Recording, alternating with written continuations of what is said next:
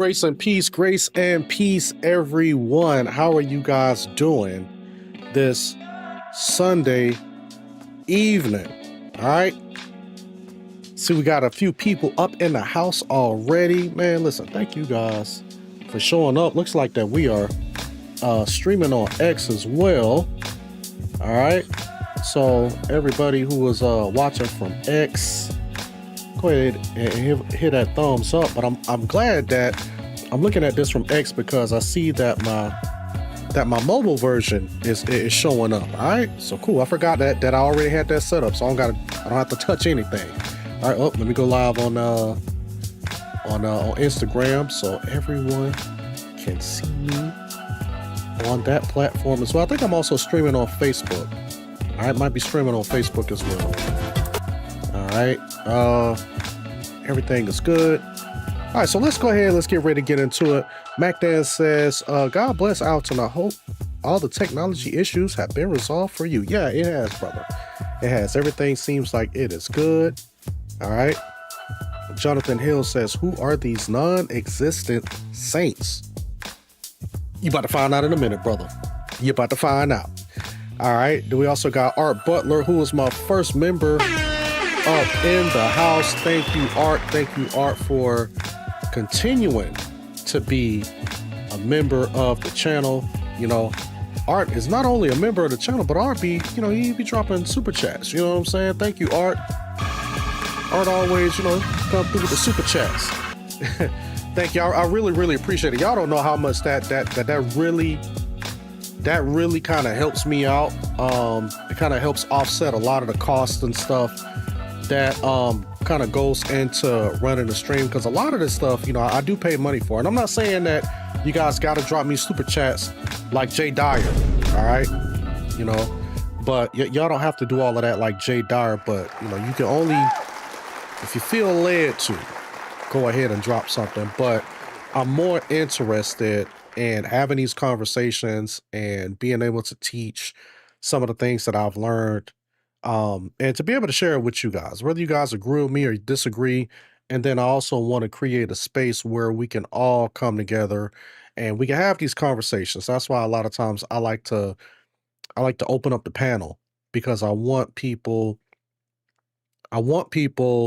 to be able to speak their piece, and I don't want to create just this huge echo chamber to where I'm just the only one talking and nobody else can talk.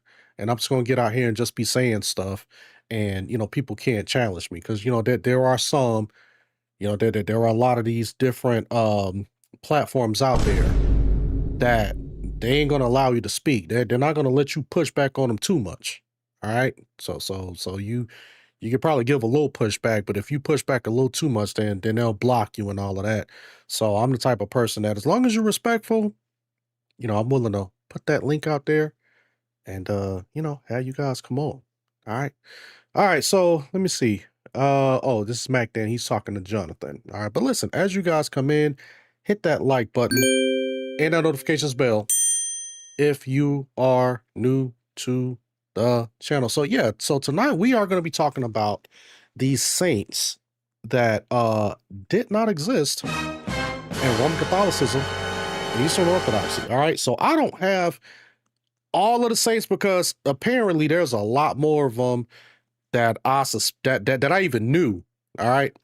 There's a lot more that I suspected, but apparently that there are a lot of these different saints who did not exist. And what kind of got me on this path was, like I said in my last live stream, I heard about this woman named Saint Thecla. All right. So, and we're going to touch on her briefly again, because I think that she's the one who kind of, started this. All right. So Saint Thecla is a woman who was revered, I think, in Eastern Orthodoxy, but not really in Roman Catholicism. So I was talking about her briefly on the last live stream, and I came across this website, and we're going to be reading quite a bit from this website. And I think it's dedicated to basically showing these saints who did not exist that are still being venerated. These people got feast days and everything. So I mean, they are being venerated, all of that. You can pray to them. They got their own icons, all of that stuff. So we're going to be touching on that tonight, and we're definitely just going to be bringing out the information. And again, once I get done bringing the information out, you can feel free, hop on when I put the link out and challenge me on anything that I say. Correct me. All right, I'm always open for correction. I'm not like some of these guys on the other side, like on the OrthroBro or the Orthodox and Roman Catholic side, that don't want to hear correction. They don't want to hear anything else. They don't want to hear anything from anyone that's not on their side. No, I will open up the chat, or actually put the link out there so we can have a discussion. All right. Thank you, Rick Sonora, for showing up. Rick says this screen format is so much better. Oh yeah, thank you, sir. Appreciate it. Appreciate it. All right. So Art got the thinking sign up. It's like, hey, let's see what's going on with this. And listen, all of my people who are watching from Twitter or X, all right, watch from X, go ahead and hit that thumbs up. And I think the chat should be showing up. So if you guys do say something in the chat on X, I think it do pop up on my screen. I don't have it connected to Social Stream Ninja because I think that when I have Social Stream Ninja connected to X, I think it shows up as a bot, and I think that my account got flagged. So I had to reach out to them and say, hey man, listen, can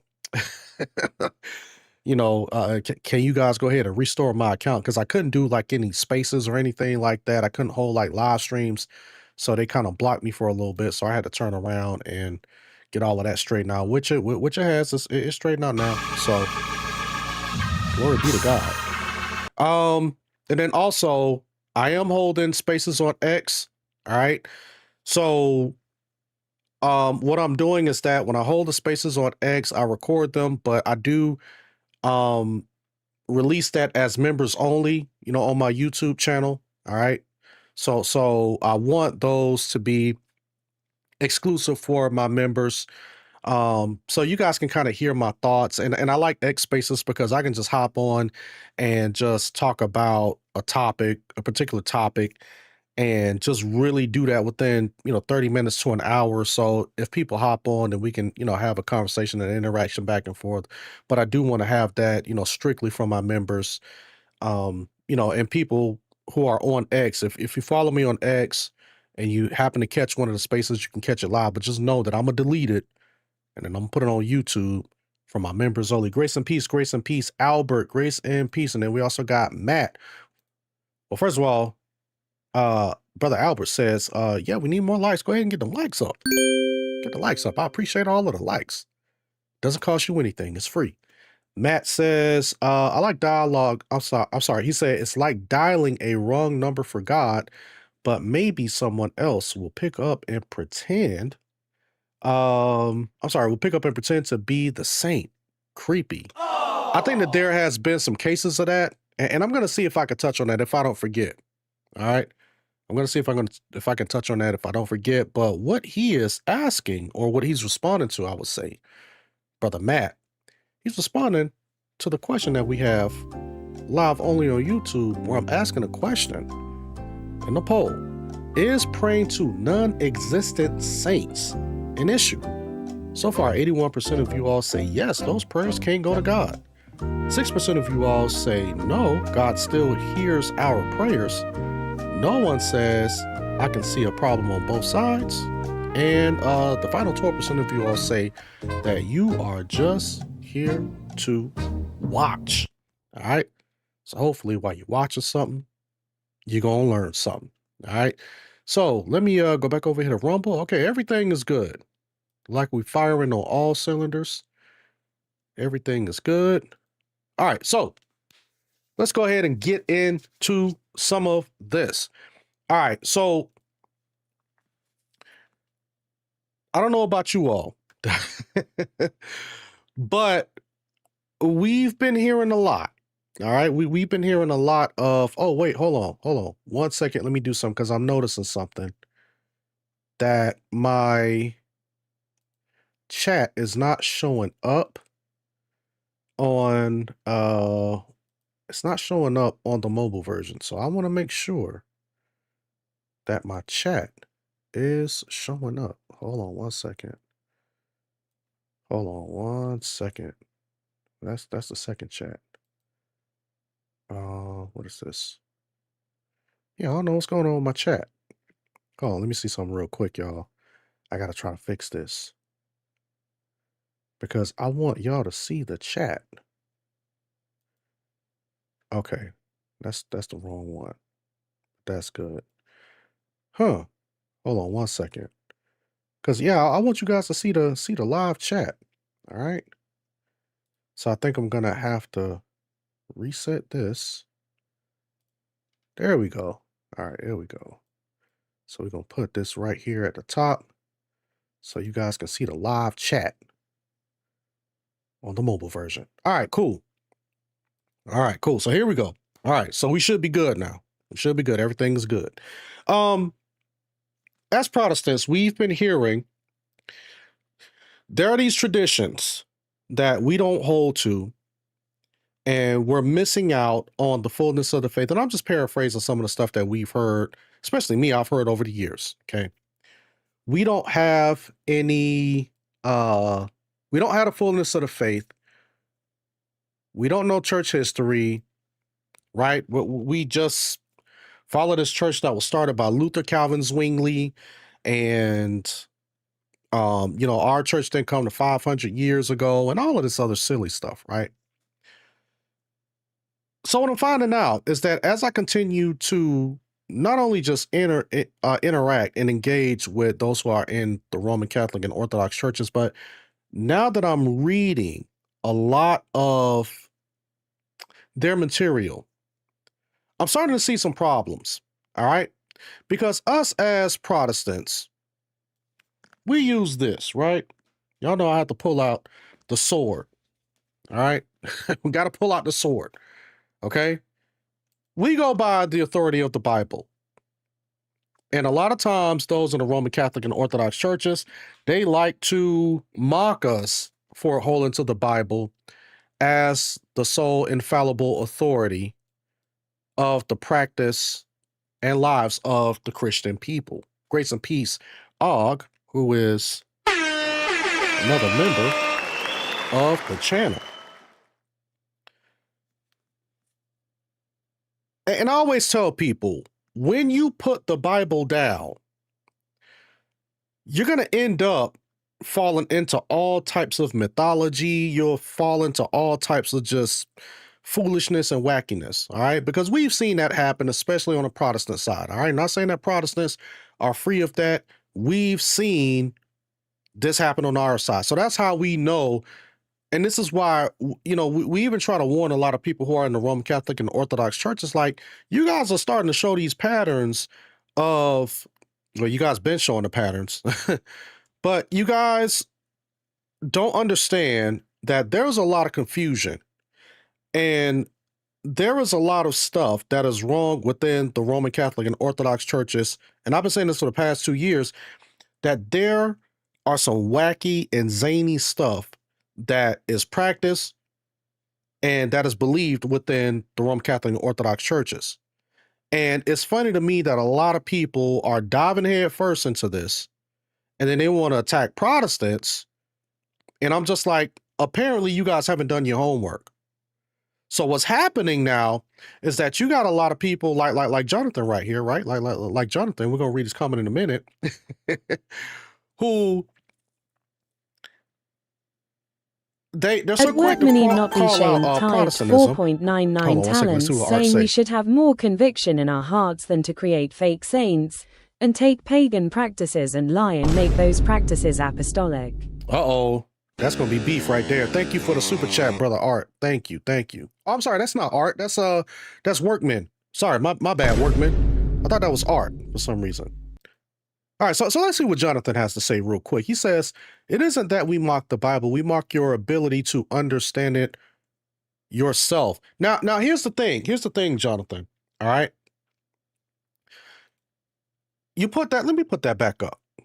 Let me put this back up. Now, you said that you mocked the ability for us to understand it ourselves. And I was actually getting ready to kind of touch on that, because if we do such a bad job as Protestants, when we read the Bible and we interpret it and we're coming up with wacky stuff, and I can say, yeah, I will say that there are some Protestant sects who come up with some wacky stuff.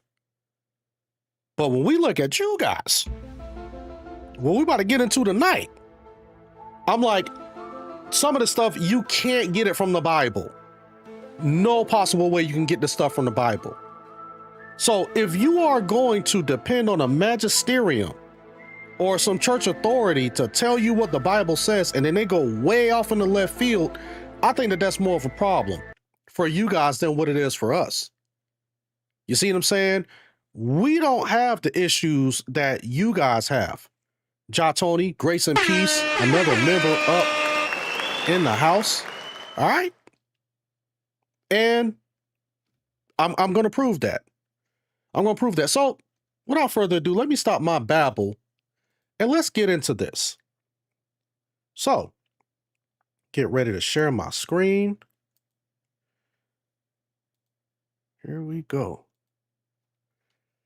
All right. So I want you guys to, let me see if this is, if I can blow this up just a little bit more so you guys can see this. You guys might be good on the mobile version. How do I get this down? Oh, well, maybe I don't think I can can I remove this ad? Okay, there it is. No, there's another one. All right. See if I can read around this anyway. All right, cool. So now I want you guys to understand that definitions are important. All right, definitions matter. So a patron saint. So now some of these people that did not exist are patron saints. And we're going to define what a patron saint is. All right. Now, a patron saint is chosen as the dedicated, what I'm talking about. The dedicated protector and intercessor of a person, a society, a church, an occupation, or place. Man, it looks like I got to try to, hold on one second. I got to try to do this again for the, there we go. For the whatchamacallit mode, for the, y'all bear with me one second as I try to fix this for the mobile version. All right, cool. Because like I told y'all, the last time I went live, or I was trying to go live, man, all my settings was off. And as you guys can see, especially who's watching from the mobile version, some of my settings was all off. So I got to try to change some of this stuff up. All right, but anyway, so back to a patron saint.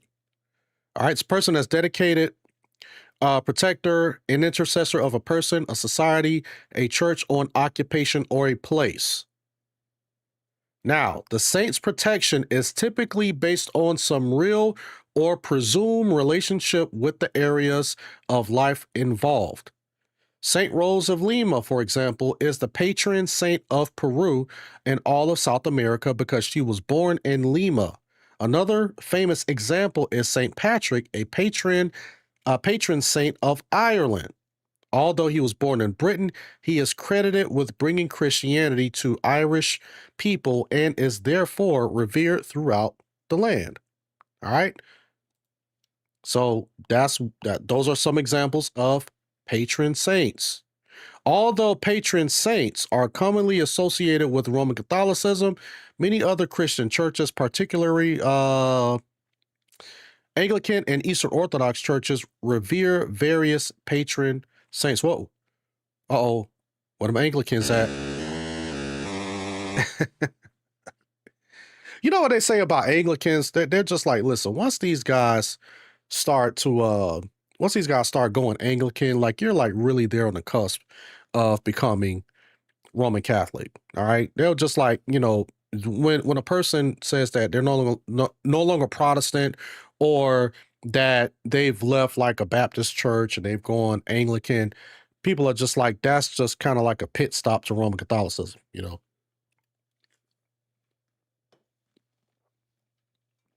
right. So here's devotional practice and imagery.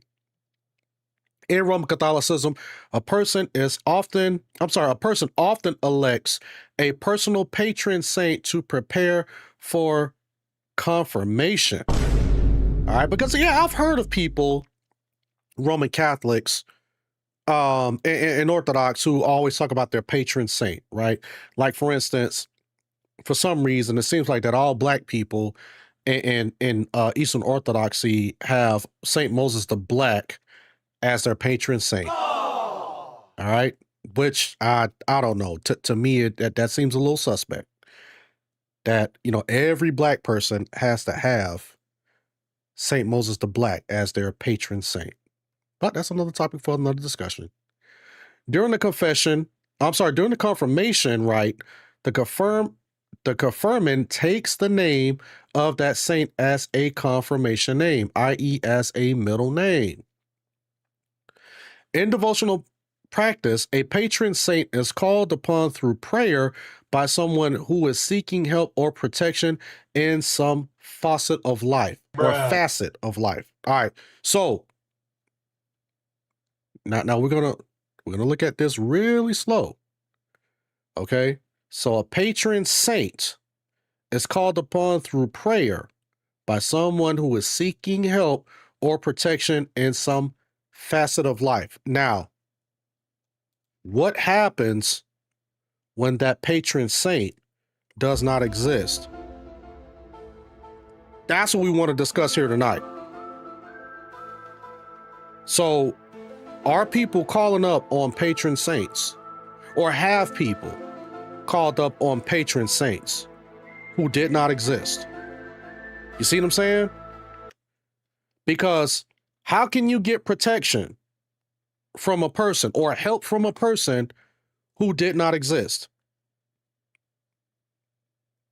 That part right there is something that I hope that Roman Catholics and Orthodox can answer if they decided they want to join the stream and have a conversation. In addition, images of patron saints on devotional items such as candles, prayer cards, or medals often include details that connect them to the era of life they represent. For example, Saint Rose of Lima, who is also a patron of embroiderers, gardeners, florists, typically show her with the crown of roses and bouquets of that flower. She is said to have worn a crown of rose thorns, similar to Christ's crown of thorns, for penance.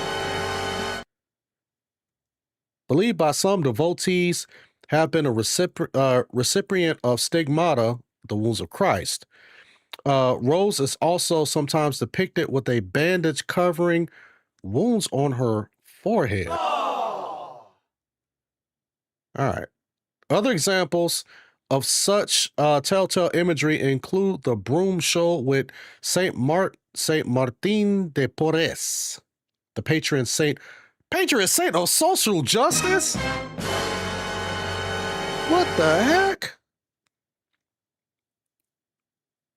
I didn't know that there was a such thing as a patron of social justice. Wow, I ain't played this out in a minute. Man. Wow. Okay. Man, patron of social justice. You learn something new every day, don't you? Let me try to decrease this over here. All right, cool. For my mobile watchers. All right, cool. Oh, look like we got another super chat. All right. Thank you, Art, for the super chat. And I think I figured out, Art, why these super chats are not reading, because I think that if you put something in quotations, the prompt is not going to recognize it, so it's not going to read it. So it'll just show up as a super chat. But he says, thus invalidating the word of God by your tradition, which you have handed down, and you do many things such as that. Mark 6:13. Is there more to that? Yeah, he said Jesus. Og says, Alton, when you pray to an imaginary saint, you will be put on hold until the next available representative is available. Oh man, Canon 14, Section 23A, Vatican II. Wait, hold on. That's a real thing? Oh man. Oh man. Wait. Hold on. I don't want to get too sidetracked, but I may have to write that down. Because you better not be lying to me, man. Let me see. That is what? Vatican II? I don't know. Let me see. Oh no, I may have to look that up. I may have to look that up a little bit later. I don't know. I'll just keep that. I'll just keep that. Keep that in my side pocket. Oh, he says no, not real. All right, so I want to make sure. All right. I was just about to say, now hold on now. Grace and peace to my sister. My sister is watching. Akila Johnson. Y'all go ahead and greet my sister. My blood sister. Akila Johnson is up in the house. All right, cool. So let's continue to let's continue to read this. St. Jude, the patron saint of lost causes, is often depicted wearing green, which symbolizes hope, and having a tongue of flame above his head, which represents the Holy Spirit descending upon the apostles following the crucifixion, resurrection, and ascension of Jesus, Pentecost. Jude also usually holds a medallion that displays the face of Jesus, which symbolizes Christ as a healer. So, that's who the, like St. Jude Hospital, right? It's named after that guy. Now, I want to put this out here, okay? Now, these people that I just read, I'm not saying that these people did not exist. So before somebody come in here and said, Alton said that St. Jude didn't exist. All right. And no, I'm not saying that. I'm just reading the article and they're explaining what a patron saint is. All right. Because like I said, some of these people who have these patron saints, these people did not exist. All right. That's the point. And it's sad that I got to keep that I got to break stuff down like this because people will turn around and just like totally misrepresent you. Like this guy, MacDan, right? Bruh. So he said, I'm so gullible. Why? Because I was actually getting ready to look it up. But see, that's the difference between me and you, MacDan. See, when somebody tell me something, I'll go and I'll fact check it. So I was getting ready to look it up because I genuinely didn't know. And I wanted to see what the reference was. But, that's how it is. That's how it is with these Roman Catholics. Some of these Roman Catholics, some Roman Catholics are cool. But a lot of these guys don't know what's going on with these dudes, man. They got to be filled with the Holy Spirit. We got to give them the Holy Spirit. All right, so let's get back to it. So the types of patron saints. All kinds of occupations, illnesses and conditions, hobbies and interests, identities and life circumstances are represented by patron saints. Moreover, many places, persons and areas of life have more than one patron representing them. St. Patrick is perhaps Ireland's most famous patron saint, but the country is also represented by St. Bridget and St. Columbia. Both Francis of Assisi and Kateri Tekakwitha, I don't know who that is. Can't even explain that one. Can't even pronounce that one correctly. Are patron saints of ecology, and Francis is revered as the protector of animals. What? Okay, so how is this guy? Okay, he is revered as the protector of animals, but I thought God was the protector of all, right? So God needs a saint. He needs a saint to protect his animals. Indeed, many patron saints have more than one area of life as they protect. As in examples, Rose of Lima, Francis of Assisi, or Bridget, who is also a patron saint of midwives. What? Babies, dairy farmers, and cattle, among others. Other animals that have a particular saint protecting them are cats. Man, where James White at? I bet this person right here is definitely a patron saint. This must be James White, patron saint. He loved them cats, man. Guarded by Saint Gertrude of Nivelles. And dogs protected by Saint Rocco, also called Roche or Roque. Wow. Okay, so wait, so dogs are protected by Saint Rocco? Man. In some cultures, national or local gods are the equivalent of patron saints. Oh, man. Okay, so wait. So you mean to tell me that this whole patron saint thing is almost the same as what some pagan religions do with their pagan gods, right? Wow. In China, Kuei Jing, the patron of scholars, reputedly passed his civil service examination with great distinction and will assist others to do the same. Images often show him holding a writing brush to check off the most outstanding scholar candidates whose names are listed on paper belonging to Yudi, the great Jade Emperor. In his left hand, Kui holds an official seal of a bushel basket to measure the talents of examinees. Man. All right, so I'm not going to get into that. I'm not going to get into that.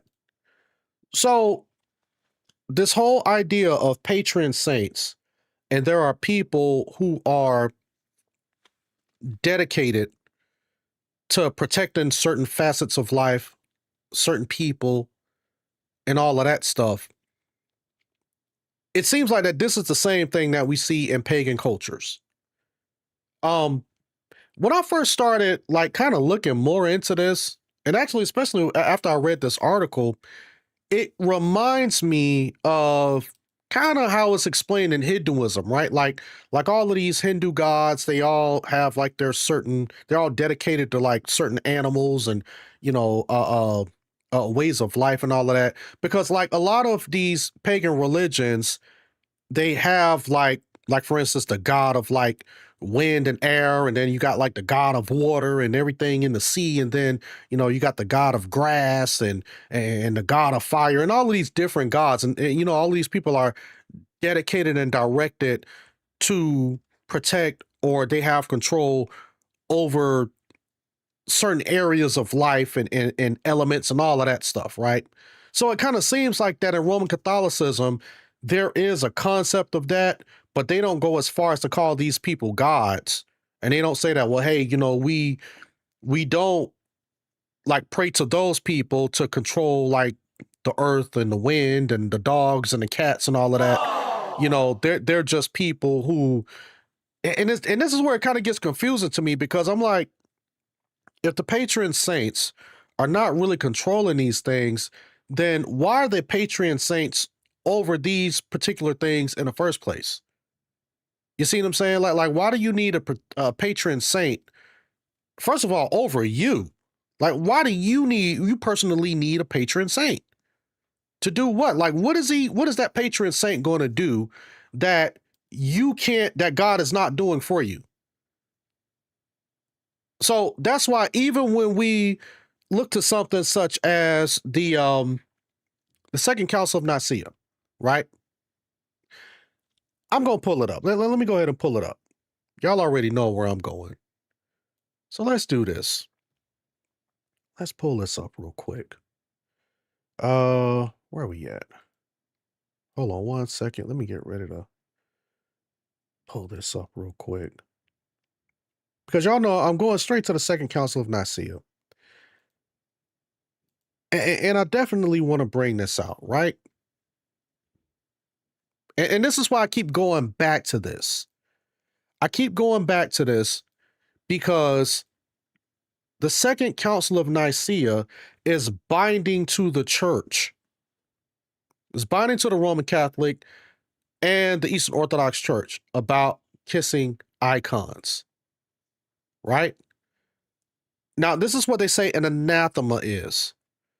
An anathema is nothing else.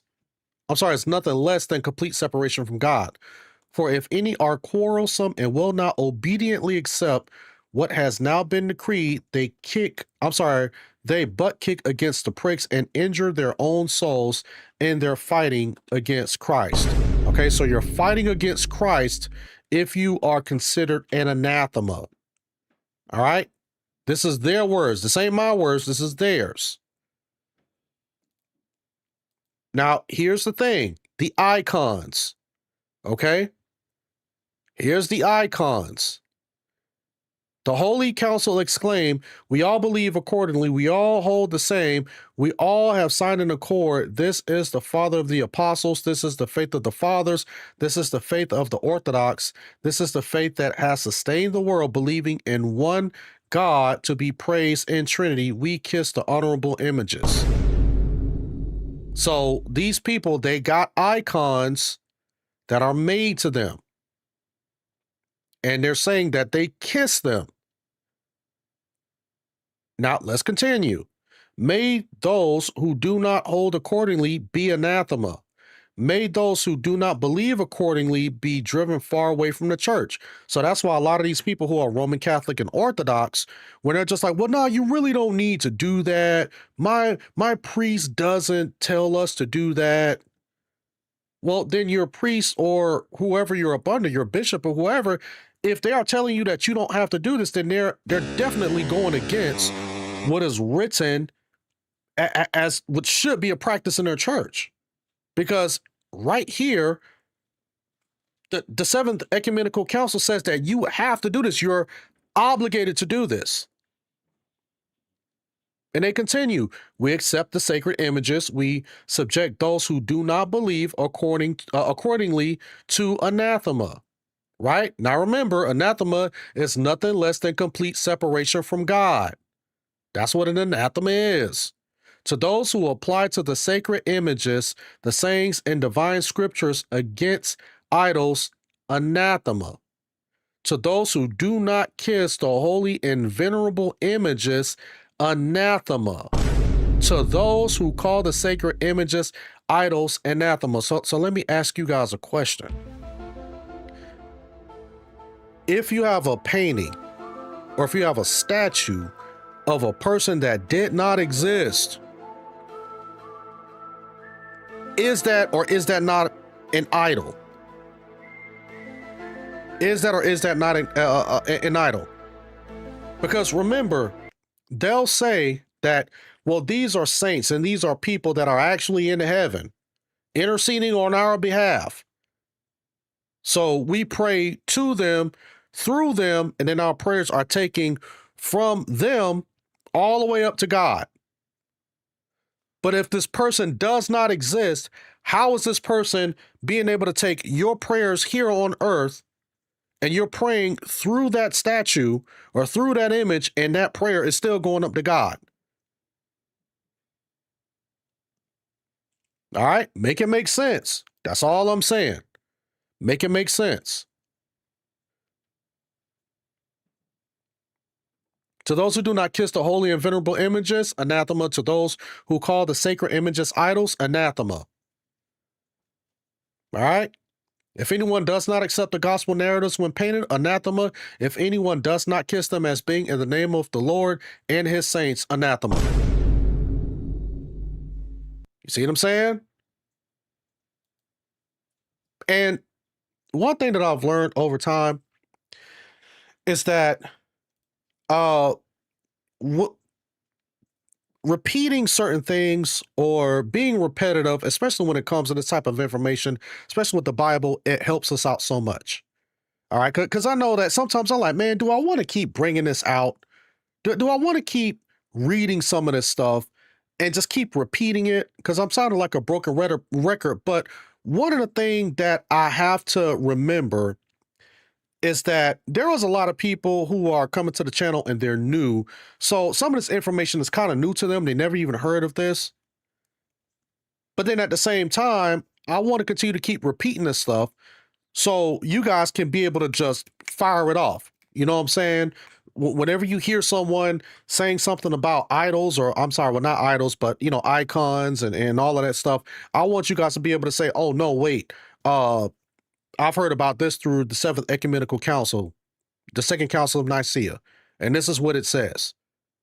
You see what I'm saying? So when you start to encounter some of these people in real life, you will understand and you will know how to quickly defend against the things that they're telling you when it comes to idols. This is what's written in their church. All right. Now, let's go ahead and do this. Okay. At R Butler -R7 you typed 5 talents saying Amazon. They quote one thing and do another. Yeah, exactly. They really do. But he said amazing. All right. And that's what that's what he's referring to. He says amazing, not Amazon. But you know, y'all know I got the British voice activated. All right, hold on, let me get back to this right here. Let me get back to this. What is this? I don't know why this isn't popping up. I hate when this does this. Hold on one second. Let's get back to this. Okay. All right, here we go. All right, cool. Let me see. Abandon says icons aren't idols. That's not what Epiphanius said.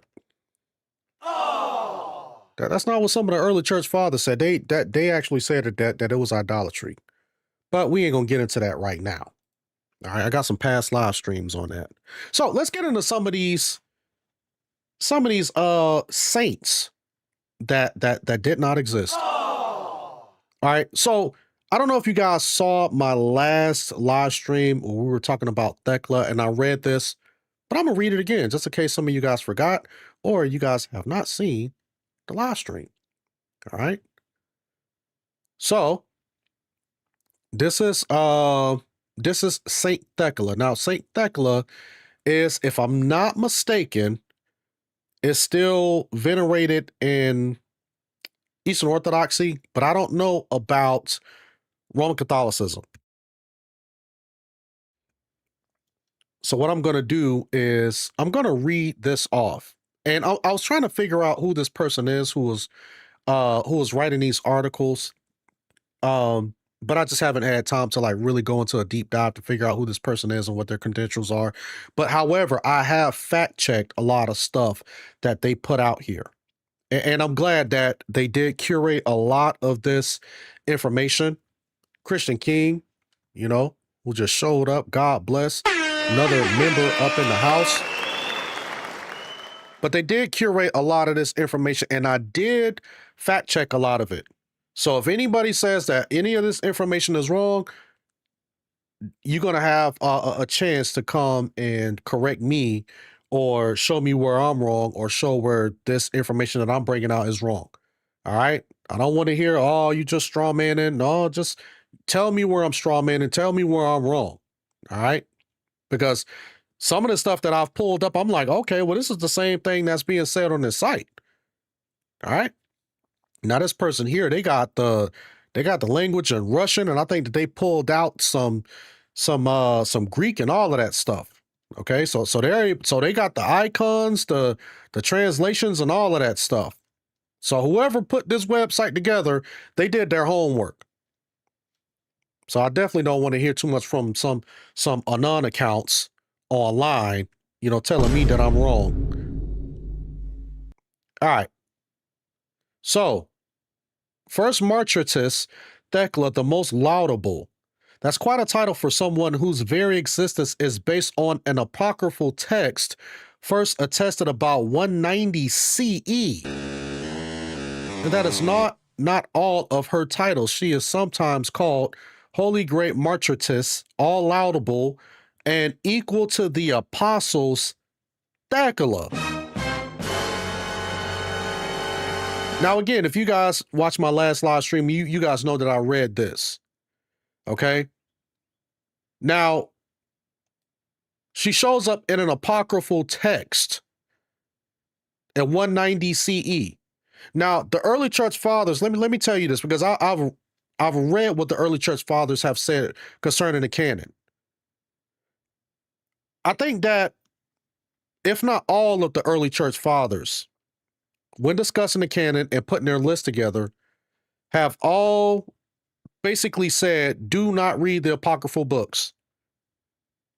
Throw them away. Don't even waste your time reading the apocryphal. Now, of course, we talk about the Deuterocanon, which is like the 7 books, like, with Maccabees and Wisdom of Solomon and Wisdom of Sirach and all of that stuff, right? But the apocryphal texts, like the Gospel of Thomas and the Gospel of Peter and et cetera, these are the texts that they say don't even read. And they say that these texts, they basically just cause so much confusion. And look at this guy. He says that's absolutely not what they say. Oh. So, what we got to do, y'all? Now we got to show and prove. That's why sometimes I don't really like looking at the chat, because I'm like, sometimes I can get distracted. But let's see. Since we got a Roman Catholic up in here. And listen, the reason why I do this stuff is because here's why I bring this information out. It's not to try to prove these people wrong, but it's to keep you guys informed, because I know that some of these people, they really don't care about the information. All they're going to do is continue to hand wave it. But what I want you guys, I do this because I want you guys, the people who are really about truth, to be informed. Okay. Now he's telling me that actually this is the wrong one. We're going to go to this one here. Let me see if I can do this here. Hold on. All right, there we go. All right, cool. Look, see, I told you, man. I'm telling you, but when them demons start manifesting, you start bringing truth out, boy, them demons gonna manifest, boy. They don't want you to bring this out. Ooh, it can't sit well with the spirit. It's not gonna sit well with the spirit. That's all right, brother. That's all right. Hold on one second. Let me just get straight to the point. I'm not gonna read everybody. All right, not gonna read everybody. Here we go, right here. St. Cyril of Jerusalem. Hey, God. All right, so here we go. So now this is Cyril of Jerusalem, y'all. Now this guy called me a liar. All right, y'all see it on the screen. Jonathan says that I am a liar, Miss G, who was another member up in the house. But let's put this back on the screen, because Jonathan said that I'm a liar. Now, this is Cyril of Jerusalem in 350 AD. Now, Cyril of Jerusalem, he's teaching catechumens, all right? So he's teaching catechumens what the church reads. What books does the church read from? He says, learn also diligently and from the church what are the books of the Old Testament and what those of the New. And pray, read none of the apocryphal writings, read none of the apocryphal writings, read none of the apocryphal writings. For why dost thou, who knowest not those which are acknowledged among all, trouble thyself in vain about those which are disputed? Bro, it's right there. It's literally on the screen. Show the Greek. Show the Greek. Can you show the Greek? Like the Greek is going to say something totally different. Like the Greek is going to say something different than what I got on the screen. No, bro, you show the Greek. Who else? Let me see. Let me see. Hold on. Who else? I'm trying to see if I can get something from the Council of Laodicea, but no, that's all right. We ain't gonna do that. There's some other fathers that talked about the apocryphal writers as well, basically saying that, hey, stay away from them things. All right.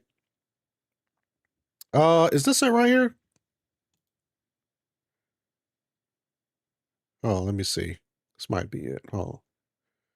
But yeah, I got all types of slides and stuff that I can bring up, but that's another discussion. That's a topic for another discussion. We definitely got some other church fathers right here who basically say stay away from the apocrypha. I'm trying to see if I can find someone else. Let's see if I can find someone else. All right, here we go. This is Athanasius, right? Let's go back up. Just one more. He says, but for greater exactness, I add this also, writing of necessity that there are other books besides these indeed not included in the canon. So he's talking about the Old and New Testament, basically almost what we have in our 66 books. All right. So, but again, when I go over on the canon topic, we'll discuss all of this. He says, but appointed by the fathers to be read by those who newly join us and who wish for instruction in the word of godliness.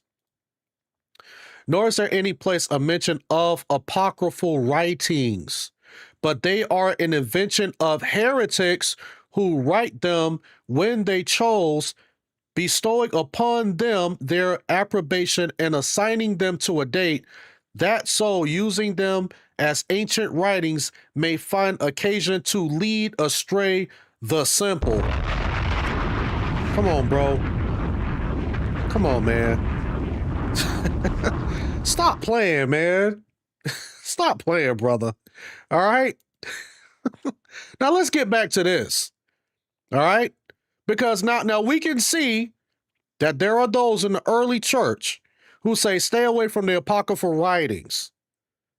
But you got this guy like Jonathan who's just like, no, the church didn't say that. Look, Alton, you're lying. But we find Thecla in the apocryphal writings that the church fathers say stay away from. Church fathers say stay away from the apocryphal writings, and guess what his church turn around and do? They find a woman in one of these apocryphal writings that they're supposed to stay away from and make her a saint. You can't make this up. And look, and they said that this woman is equal to the apostles. A made-up saint is equal to the apostles. This is that tradition they be talking about, all right? This is a tradition. Thecla used to be a prominent saint in both the Latin and Catholic and Eastern Orthodox churches, but in the 20th century, Thecla was removed from the Roman Catholic calendar of saints. All right, no. Shout out to the Catholics, except for MacDan. MacDan is always, he's always trying to protect them OrthroBros, man. Man, look at that. See, he's a Roman Catholic, but see, when I give Roman Catholics their flowers, he likes to slide right back over there with those OrthroBros, man. So at least the Roman Catholics are just like, oh, yeah, let's go ahead and take her off the calendar. But why was she even on there in the first place? Now, remember, the Roman Catholic Church said that their traditions don't change. So they've been holding the same tradition for the past 2,000 years, and it don't change. Now, us, as the wicked Protestants, who our churches only showed up like 500 years ago, we done changed like traditions and all of that. But the Roman Catholic Church traditions don't change. However, they got a woman who comes from the Apocrypha who was once on their calendar, but now they removed her. I wonder why. The unchanging church, y'all. The unchanging church. All right, let's get back to it. The reason given was very sensibly that because her cult has no foundation other than the apocryphal acts of Paul and Thecla. They said it's a cult. So wait, so that means that oh snap! Now this, remember the guy, he wanted the Greek. No, I think this is Latin right here. I think this is Latin. So the Roman Catholic Church, they said it in the Latin because her cult has no foundation other than the apocryphal acts of Paul and Thecla. So it almost make it seems like that they're calling the Orthodox Church, who still revere this woman as a saint in their church. She got feast days and all. They're calling them a cult. She marches on, however, in Eastern Orthodoxy, which continues to have many saints who never existed in its calendar, all venerated by great numbers of people who have no idea that their saints, that the saints that they pray to are no more real than characters in a novel. Remember, I brought that out last time in my last stream, but that's all right. We got some more saints that we're going to be covering too. And it gets worse than Thecla. As mentioned in previous postings here, Eastern Orthodox iconography has no strong boundary separating the canonical Old and New Testaments from extra-biblical apocrypha. That is why icons of Thecla continue to be painted and venerated in Eastern Orthodoxy. All right, so that kind of goes into the pronunciation. Here we go right here. Now, the Acts of Paul is believed to have been written around 160 CE. It is included as canonical in the list found in the Codex Claromontius, but Tertullian asserted that it was written by an Asian presbyter who was removed from his office for the forgery. Bruh. Whether true or not, Tertullian did not like the work because it encouraged females to preach and to baptize. Bruh. Has a very negative view of sex, encouraging complete chastity for both males and females. The Acts of Paul, apocryphal writing, which the church fathers said do not read, but the Orthodox Church made a saint out of a woman who was found in the Apocrypha. And they still got feast days to this lady, too. Reese said, can we make Goku a saint? Yeah, you probably can. Now, listen, if you want Goku to be a saint, all right, from Dragon Ball Z, all you got to do is join the Orthodox Church. You know, and you could probably make a strong case to start venerating Goku as a saint. All right. Get him canonized. Maybe put a petition together to get Goku, venerated as a saint. It could happen, brother. It could happen. All right, now this one right here. Oh man. Oh man, let's read this one.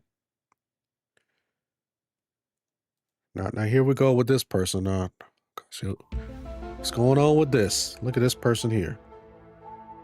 Hi, all. We witches are here because we were told that this channel lies. Let's figure out who is the liar, them or this. We aren't against truth tellers. Listen, gotta watch your language. All right. So that's strike number 2. So you already got strike number 1. Coming in here calling yourself a witch.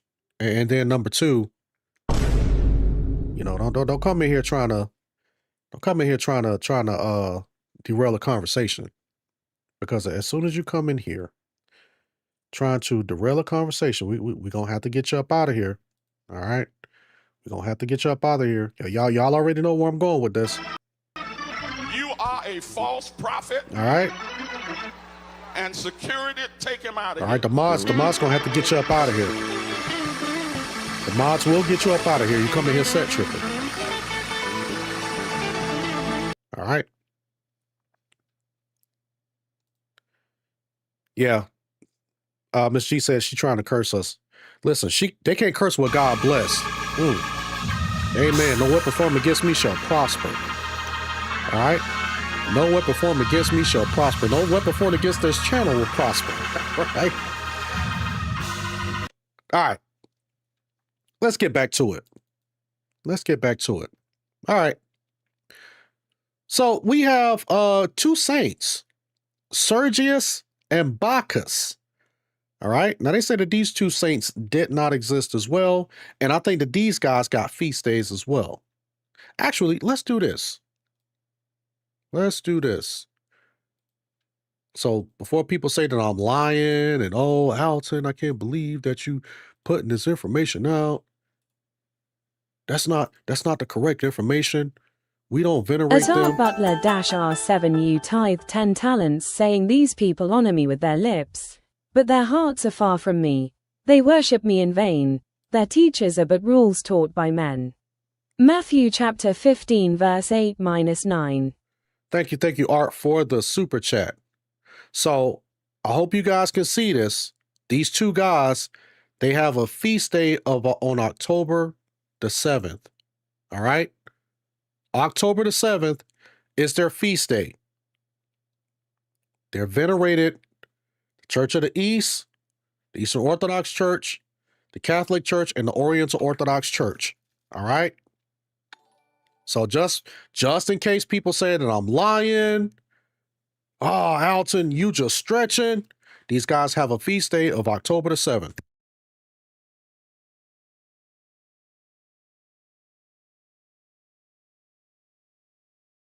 All right, so here we go. Very interesting story with these two guys, right? I don't know if I could blow it up anymore. Let me see if I can blow it up just a little bit more so we can read along. There are quite a number of traditionally paired saints in Eastern Orthodox iconography. Zosima and Saviati, Cosmas and Damian, Florus and Loris, and so on. Today, I would like to briefly discuss another prominent pair of saints. Their names Latinized form are Sergius and Bacchus. Traditionally, Sergius and Bacchus were supposed to have been Roman soldiers and secret Christians martyred in the 4th century during the reign of the Roman Emperor Galerius Maximus 305 to 311 because they refused to sacrifice to the gods. Their names were included in early accounts of martyrs and were probably venerated as early as the 5th century, but their tale is still filled with anachronisms and pious fantasy. It is likely that they never existed at all, at least as they are represented in their hagiography. So, hagiography is basically like folklore, okay? So it's like folklore. You're going to see this pop up a lot too, especially when it comes to these saints that did not exist.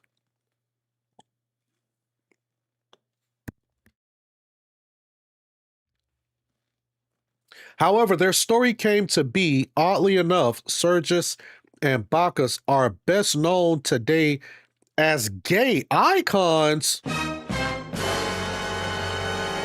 and some newly painted images with that focus depict them in rather more intimate closeness than the majority of older images. Oh. Wow.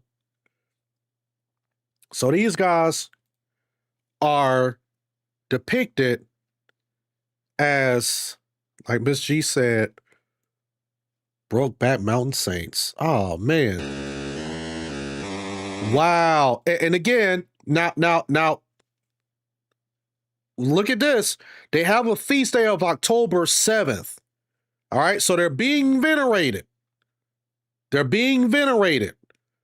So I'm not making this stuff up. Now, they didn't exist. And not only did not exist, but they are said to be in a homosexual relationship. Now, if I could pull this up, these people on their side, the OrthroBros and the Roman Catholics, they can all pull this stuff up too. They got to explain some of this stuff.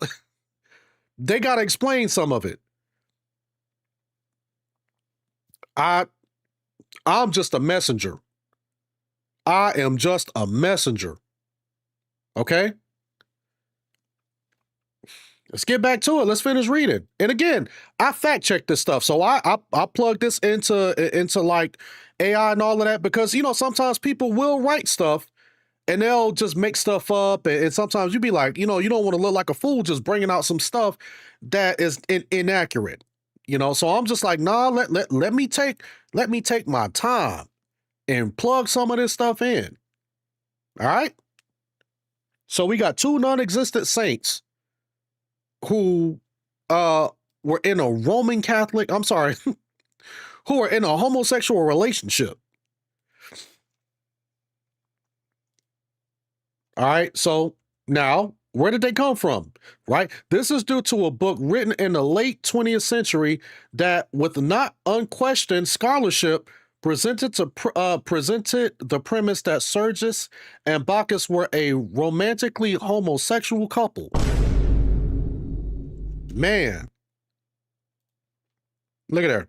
Mac Dan says, fact check with AI a lot. I'm sorry, fact check with AI, LOL. But brother, you can't tell me that I'm wrong. And I bet, I'm almost willing to bet any amount of money that you can't come up here and show me where I'm wrong, brother. I'm willing to put money on that. But see, that's all he could do. Oh, you just fact check with AI. Yeah, Miss G, late 20th century. Tradition, right? This is the tradition that us, as you know, us wicked Protestants, we don't have this. We don't have this tradition. So we need to come to the fullness of the faith. All right. All right, let's get back to it. Oh man, don't even go there, brother. I ain't even finna go there, man. I'm not even finna go there. Because I don't want to start making connections where there isn't any. All right. Well, as we have seen, though they have centuries-long history of veneration in Eastern Orthodoxy and in Catholicism, the most interesting thing about Sergius and Bacchus is that they apparently never existed at all as the traditional lives of saints depict them. The Catholic Encyclopedia states, quote, their existing acts are not genuine, end quote, which is a polite way of saying that the accounts of their lives and martyrdom are historical as Pinocchio. Wow. Eastern Orthodoxy, however, has never reviewed its vast list of saints to try to separate those who are quote-unquote fake from those who did not exist. So there are quite a number of saints in the Eastern Orthodox Church calendars and icons today who, like Sergius and Bacchus, have fictional life stories or who did not exist at all.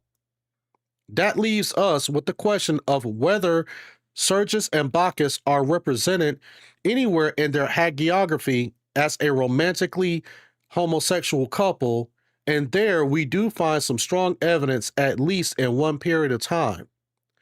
In the 10th century revision of the quote-unquote Passion of Sergius and Bacchus by Simeon Metaphrastes, included in his Menologian, we find a segment describing the state of Sergius after the martyrdom of his companion Bacchus. Okay, so this is all written in Greek. All right. I don't know if I can translate this. Let me see if I can translate this. Ooh, glory to God. Oh, my bad. Wrong one. Glory to God. I don't know if y'all can see this. Probably not. It's not showing up on the screen, but let me see. Let me read this. The athletic Sergius, abandoned both by sorrow at the separation and pleasure again by the expectation shared. But the sweet companion, what? Oh. But the sweet companion and lover did not see him going through the separation, but the divine Bacchus, cheerful in appearance and accustomed by the army's formation, appeared at night, and having chosen his friend and filled him with courage, dispelled the gloom of apathy and made him more secure and braver for the punishments to come. So I guess what they're trying to say, right? So RC says, show it in the Greek. Yeah, we looking at the Greek right now. All right, but I'm able to translate it. but again, y'all can't really see it because I got like a pop-up right here, and y'all can't see it because I don't have it set up to where whenever I share something that pops up, it'll show on the screen. But I just read basically the translation in Greek. Dang. But the reason why they brought this out in the Greek, because it talks about the sweet companion and lover. Wow. And again, October 7th is their feast date. That's their calendar date. All right. In it, the martyr Bacchus is described as, I don't know what this is. Let's see if we can translate this. What does that say? The sweet companion and lover. And the martyr Bacchus is described as the sweet companion and lover. Oh, they say it right here. All right. The sweet companion and lover of Sergius. In Greek, an Erastes is commonly the dominant figure in a romantic/sexual relationship. Oh, man. Even in modern Greek, an Erastes is a lover in a sexual sense.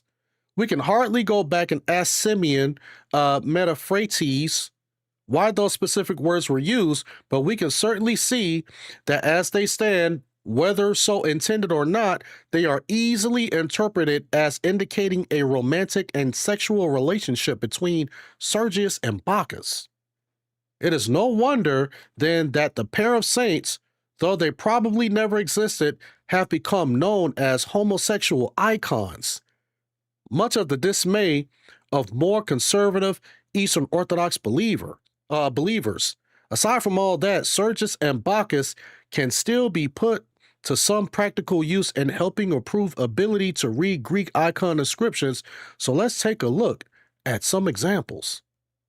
Here is a 16th century fresco of the pair by Theophanes the Cretan, found in Lavra of Athanasios on Mount Athos.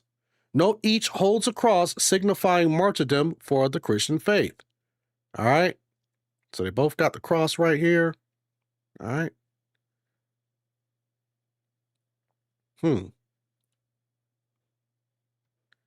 Wait, hold on. What did he say? SC says stop. Showing it in the Greek. Showing it in the Greek isn't helping.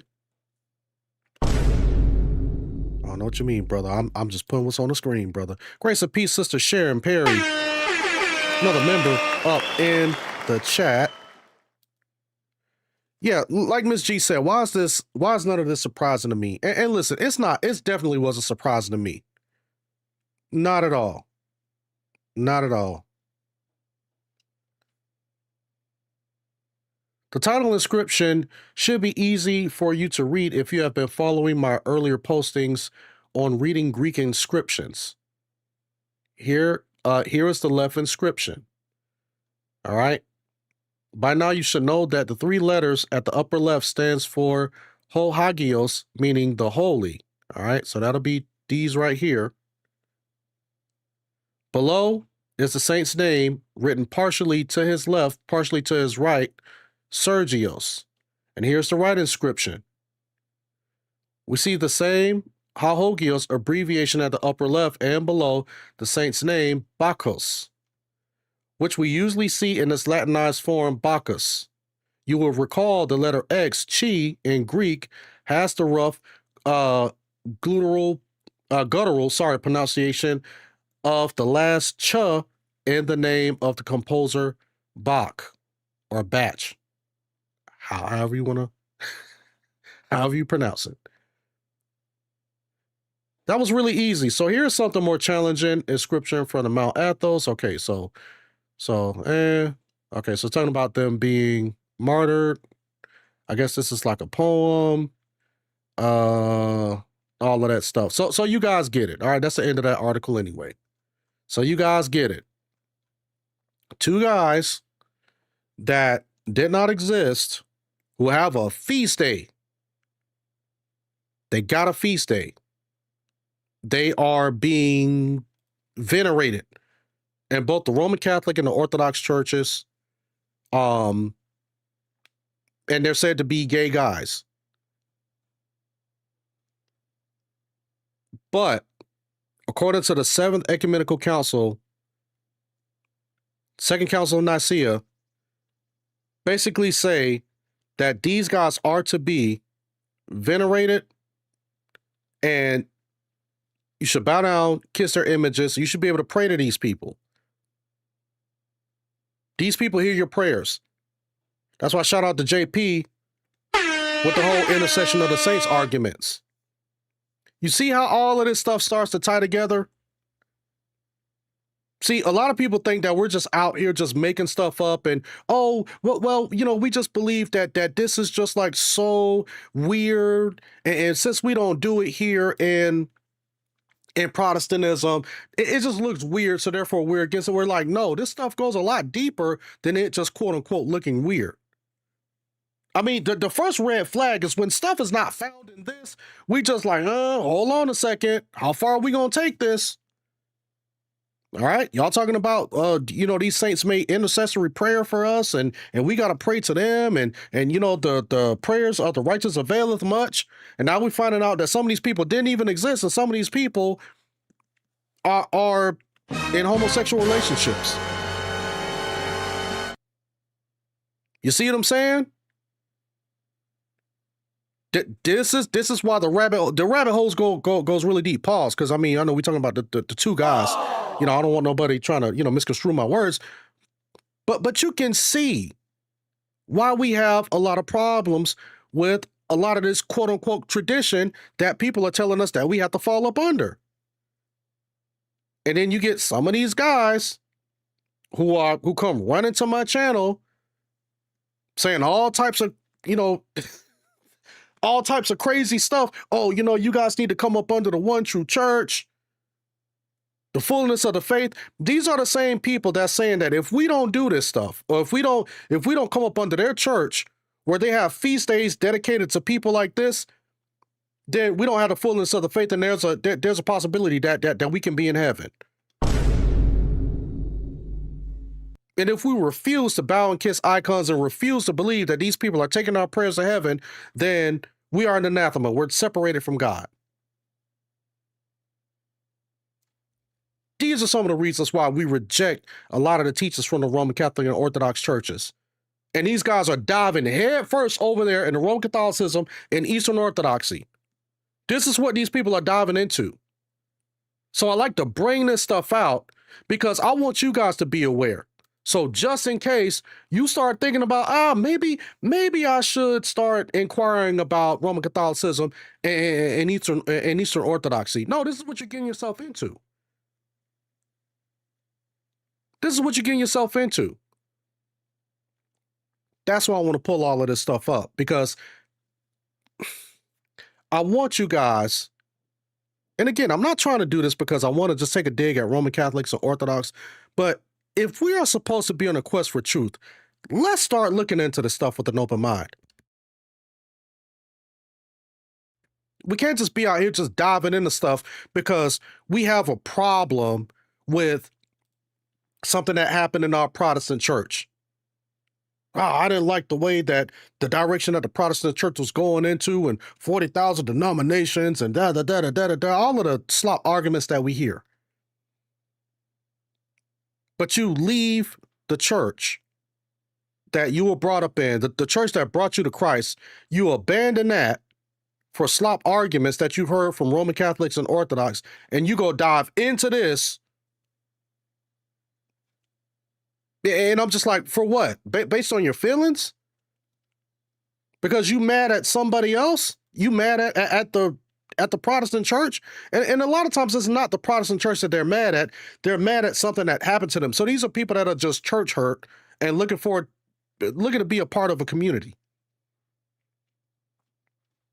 But that's all right. We're going to make sure that you guys get the truth and you guys get some understanding of what is really being taught in some of these churches. All right, so then we also got Joseph, Simeon, and the guardian angel. So I think it's this guy, Joseph. Or Iosef. One encounters many icons that show two or more saints that seem to have been randomly thrown together. But of course, originally, they were not random. They were either the name of the saint of they were either the name saints, or did they mean same? I don't know. This might be a typo. All right. The name saints of members of the family who own the icon. Oh, okay. So I guess, I don't know. Maybe I'm reading that wrong. All right. Anyway, family icon. Okay. So I guess that they're saying that this particular person, some of the names are attributed to a family, right? So it might not be the name of an individual person, but it might be attributed to a family, or sometimes a combination of name saints and saints chosen because they were specialists in helping with certain things, patron saints, as they are called in the West. Here's a typical example of an icon. All right, so I guess you got like this one representative up here, you know, and I guess that would be the name of the person. All right, so the inscriptions, okay.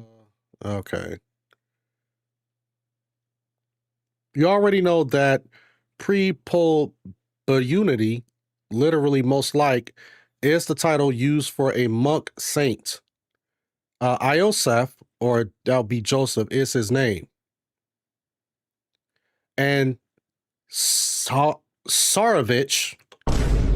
man, need a translator to read some of this, is a secondary title. It means literally son of Sar, which can either be son of the emperor, son of the king. Here it means son of the king, or more loosely prince. Let me see. I just kind of want to get into who this person is. Let me see. Okay, now if you have read every posted in the archives, which we didn't, well, maybe you have nothing else to do, you'll recall from an earlier article that the saint named Iosef, Prince of India, has a very interesting origin. He was actually originally not a Christian saint at all. Wait. So this saint, all right? So this guy who's a saint, well, he wasn't a Christian. He was in fact the Buddha. Wait, hold up. So you mean to tell me that they done adopted the story of a Buddha and made a saint out of him? Oh. And again, I fact-checked this.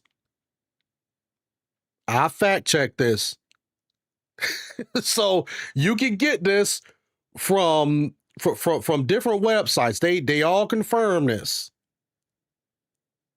When the story of his early life came west on the Silk Road spread by Buddhist missionaries, it was taken up in the Christian West and modified to make the Prince of India a Christian saint. Dang. And I don't know if you guys remember when I was talking about this not too long ago, and I was basically saying that a lot of these traditions that these guys claim to have, they may have had some Eastern influences around them. So a lot of ways that they view the Bible and read certain passages in the text. Jacob 7626 tithed 5.87 talents, saying, "Brother, I come from India. Pagan temple and ORC traditions are practically the same. They both also take part in pagan festivals." Whoa! Oh, snap. Thank you for the super chat. Dang, he said that he comes from India, and the Eastern Orthodox and the Roman Catholic traditions are practically the same. They both also take part in pagan festivals. And that's what I was getting ready to say, is that a lot of these traditions that these guys say that was kept from the 1st century all the way down and it was preserved, some of that stuff had influences from other pagan countries, from other pagan nations. This is the issue that we see in the Bible with the Israelites. Listen, the Israelites, they themselves were taking on the customs and the practice of the pagan nations, which God had told them, listen, stay away from certain people. Do not marry certain women. All right? Do not go into the land and take on these people's customs, because you're going to end up doing the same thing that they're doing. And then just like I'm destroying them, I'm going to destroy you. And what did the people of Israel do? They did the same exact thing. And now we see where the Roman Catholics and the Orthodox have adopted some of these practices from these pagans.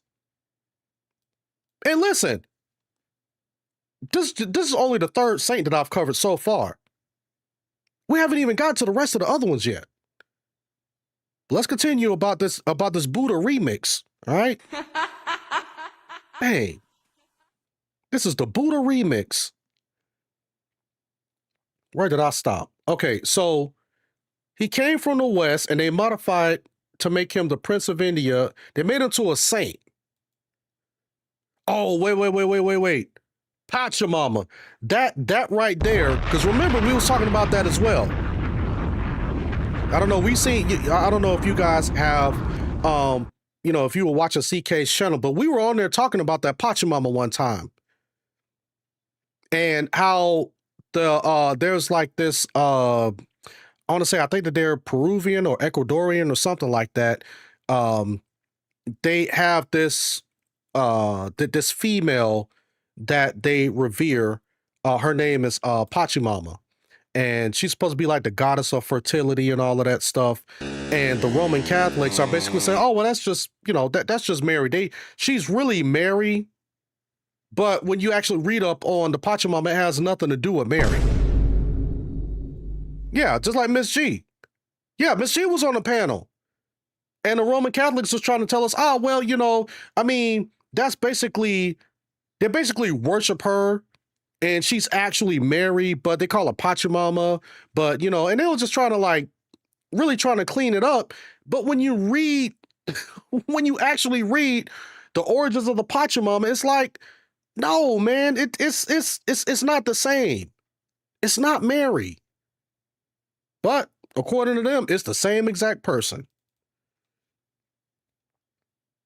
Let's continue. So as I always say, the official Eastern Orthodox calendar actually commemorates the Buddha and Christian guys. There are two ways of depicting Iosef, which is Joseph. Actually, let's do this. We're going to look up Saint Joseph. All right. We're going to do that.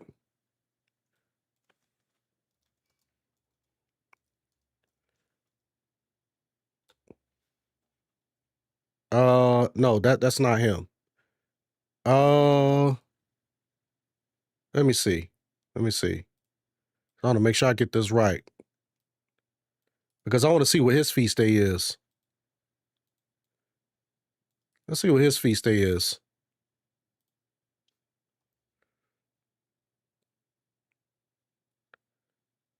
Oh, okay. Here we go. Right here.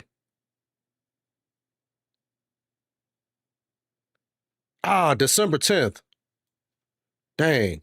Oh. So on December 10th, this is him. This is the Buddha. This is the Buddha saint. I want to make sure. Hold on, because I want to make sure.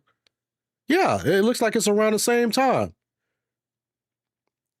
So on December 10th of every year, wait, hold on. Well, bro, I got to steal this one right here from the new guy, all right? From Noel. He says, one true paganism, bro. I got to do that again. Oh, snap. Oh, man. Okay, so on December 10th, the Eastern Orthodox, I don't know about the Roman Catholics, so we might not have to, let the Roman Catholics slide on this one. But the Orthodox, the Eastern Orthodox, December 10th, they're worshiping the Buddha. Oh. All right, so that's Buddha Day. The first is to show him robed as a king, often with his fictional advisor, Varlam. The second is to show him after he became an ascetic, robed as a monk, which is how he is depicted in his icon. However, he is shown his icon make interesting conversation pieces because of Yoas's unusual Silk Road origins. Let me see. Wait, hold on. The Holy Angel Guardian, or in better English, the Holy Guardian Angel. This is a generic figure representing a guardian angel believed in Eastern Orthodoxy to accompany each believer. He is also often shown with a sword to demonstrate his power to protect. The guardian angel is a very common figure in both icons and border his image. All right, so we get it. That's the end of that. That's the end of that. So Buddha, all right. So the Buddha remix, all right, is who the Eastern Orthodox Church is venerating on December the 10th. Now remember, this is the traditions that they've held for 2,000 years. This is another person. If you don't bow down and kiss the icons, kiss the Buddha remix icon, then you're an anathema. You see what I'm saying? This right here is this is the quote unquote fullness of the faith. A Buddha icon. The remix. We invented the remix doctrine right here. And you know, sometimes when I'm having these streams, I like to have a little fun, and you know, sometimes I crack jokes here and there, but this is serious, you guys. This is serious. This is what the Lord has warned us about from the beginning of time. He warned the people of Israel about this stuff, and he's warned the church, the early church, about it, and he's been warning us throughout the ages. In this, he's been warning us. Do not stray away from his word. Now you see how this looks when people say, "Oh, our church is the one that can properly interpret this." Y'all just interpret it all by yourselves. But you see what happened when people put this down. Yeah, we may have differences on stuff like eschatology, soteriology, you know. I mean, even when it comes to like the Trinity, that's another topic for another discussion. All right? But we're not out here remixing saints with other pagan gods and saying that, yeah, you should be worshiping these people. Or not worshiping, but venerating. That you should be bowing down and kissing their icons. At least we're not doing that. But this is what I tell y'all. This is a prime example when you put this down and you relying on other people to tell you what this is. Don't put this down, man. Don't do it. Let me see what Chris says. Chris says, so are you saying that since Moses' body was hidden by God, so the Israelites wouldn't do this crap, was a sign we shouldn't do it? Yeah, I believe so. And that's what I believe. I believe that if God would have allowed Moses' body, if they would have allowed the Israelites to preserve Moses' body, they definitely would have venerated him and worshiped him and put him on a higher pedestal than what he was supposed to be. You know? Because, you know, he's the one who led the people out of Egypt, and, you know, like great signs and wonders and stuff was done through him by God, and people definitely would have got lost in the sauce and started venerating him as like some elevated person, right? And listen, y'all hit that like button and that notification bell, especially if you are new to the channel. All right, let's get back to some more of these saints. All right, let's get back to some of this. Christopher the Doghead, a saint that had a dog head. I told you some of this stuff. That's why when people kept saying, we want to see the list. When I was on X, people like, we want to see the list of these saints that didn't exist. That's why I was just like, nope. Nope. I said, I'm going to go live and I'm going to bring this stuff out. I'm going to read through it and I'm going to bring it out because I want to see what you guys are going to have to say about this. Because if you guys don't know about this and you claim to be a part of the One True Church and you challenging me on it, that's really not a good look. Today's icon depicts a very interesting fellow we have seen before, Christopher the Doghead. Oh. Yes, he is a saint who was believed to have had the head of a dog, having come from a race of dog-headed men. Wow. Dang. I mean, now there was another group of ancient people, all right, who showed people that had the heads of animals, especially dogs. I don't know. Those Egyptians, you know, they got the they got the depictions of the people with the dog heads and all of that stuff. A university, so I guess this guy, he was challenging a university professor, right? So he says a university professor who had made a name for himself locally as an quote unquote expert on Russian icons in the absence of anyone who knew better once criticized me in print many years ago for referring to myth, quote unquote myth in Russian Orthodoxy. I then presented him with the very obvious case of the prevalence of icons Christopher Doghead, to which he, of course, had no response because Christopher is such an obvious example of myth in Eastern Orthodox iconography. But of course, as you know, much of what is presented as fact in Eastern Orthodoxy is actually merely tradition and legend and folklore.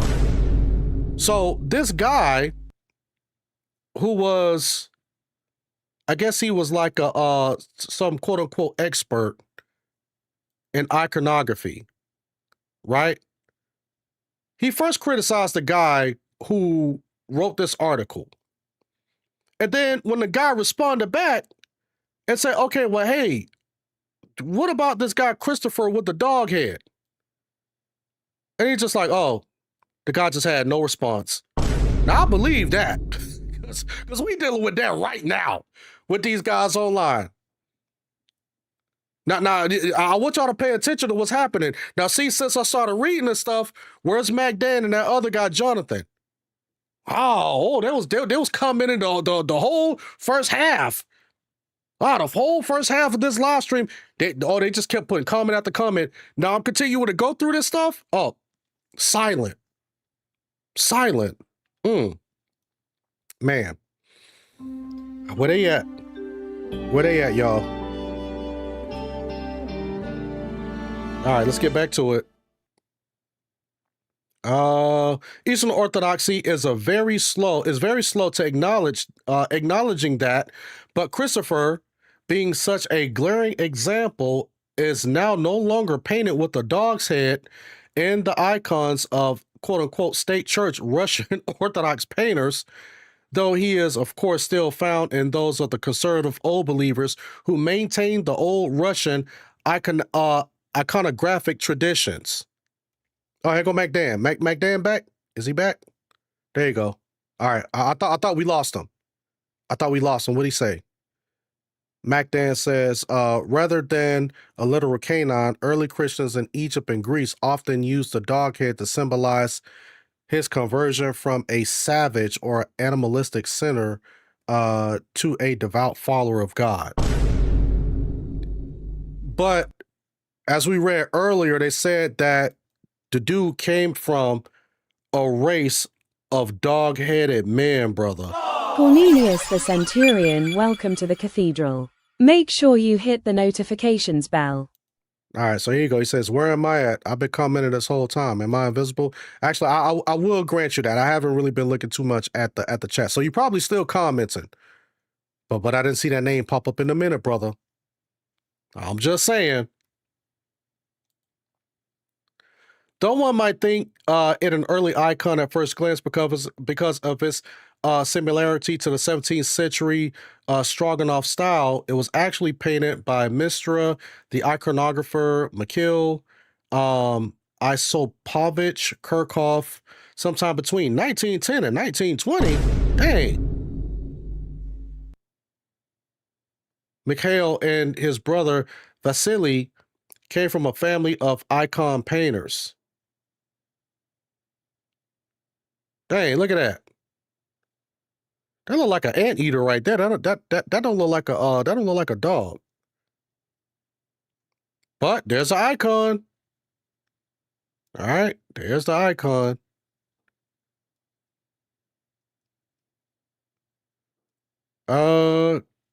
Okay, hold on. And so he's killing a demon. All right, I think that's it. I think this guy got a I think this guy has a feast day as well. Let me see. Let's see what Christopher Doghead's feast day is. All right. Let's see which feast day is attributed to him.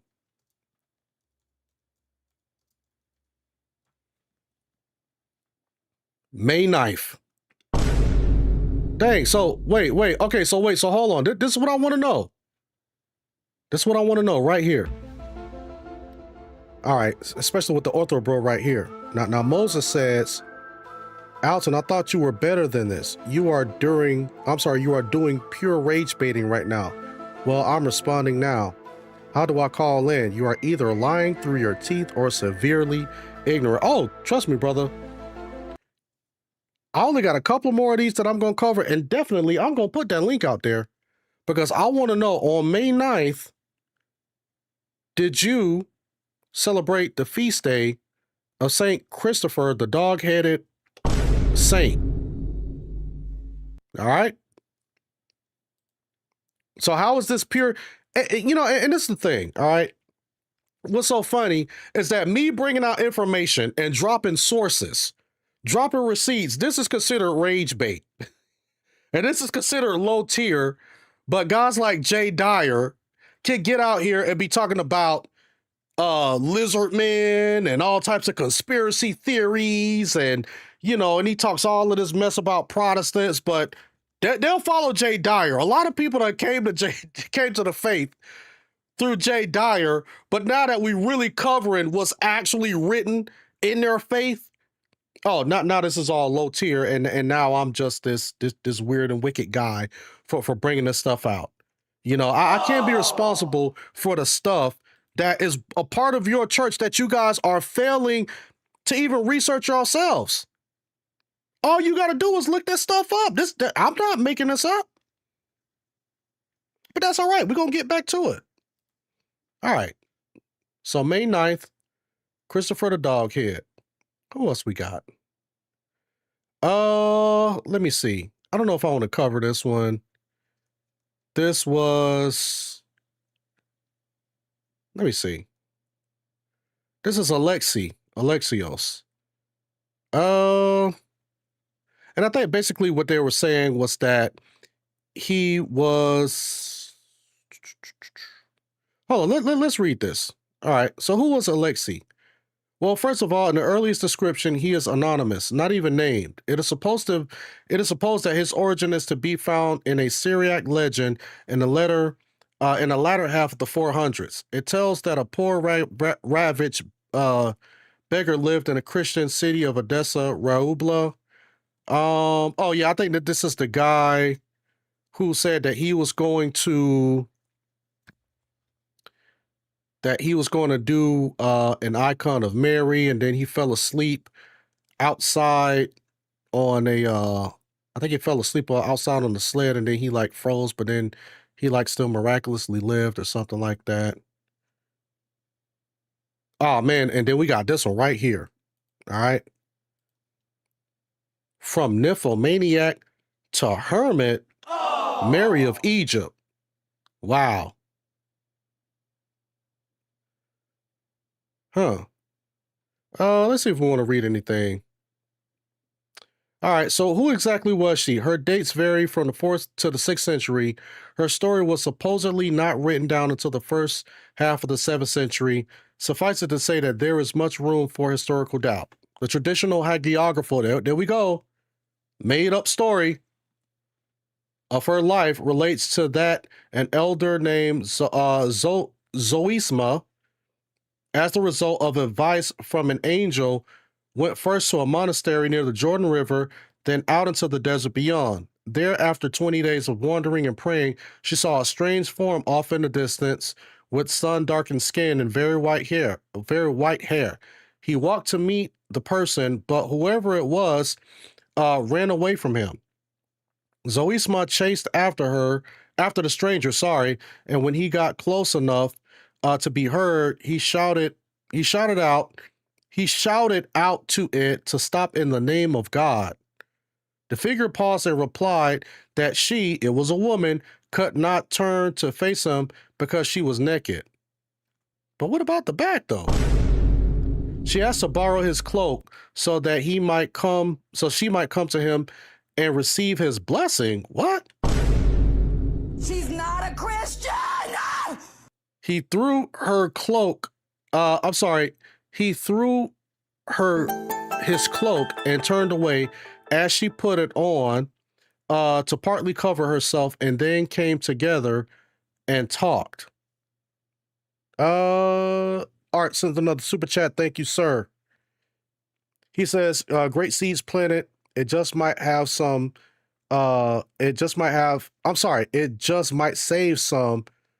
from God's wrath. Hell, sometimes the truth hurts. Yeah, it does, brother. And again, I'm just reading the information. All right?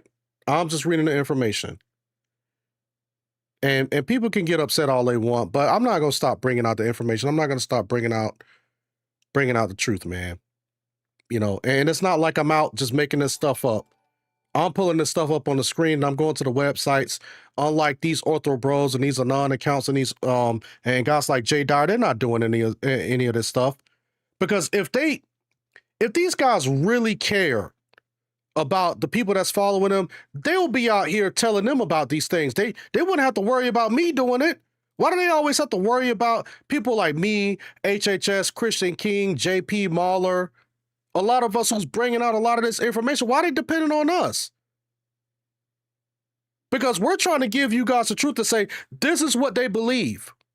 And if this is what they really believe, why aren't these guys covering this on their channels? Instead, they want to try to find some slop arguments against Protestants. But we're teaching things that are in their church. These people got feast days. Feast days, brother. All right? All right, let me see what Mac Dan says. He said, this all keeps coming from the same writer named David. What is his biography? This information is important to know. Now, what you need to do is say whether or not this information that is being brought out, is this information true or not? Because in all due respect, it seems like that's what a lot of these Roman Catholics and Orthodox, they try to focus on, like, oh, well, who is this person? And where did this person come from and all of that? No, deal with the information. Deal with the information. You know, like the dog-headed saint. You know, and then we got, you know, two guys who are in a gay relationship, and none of these people ever existed. That's what we need to be focusing on. Don't worry about who's putting this information out. Worry about, is the information true or not?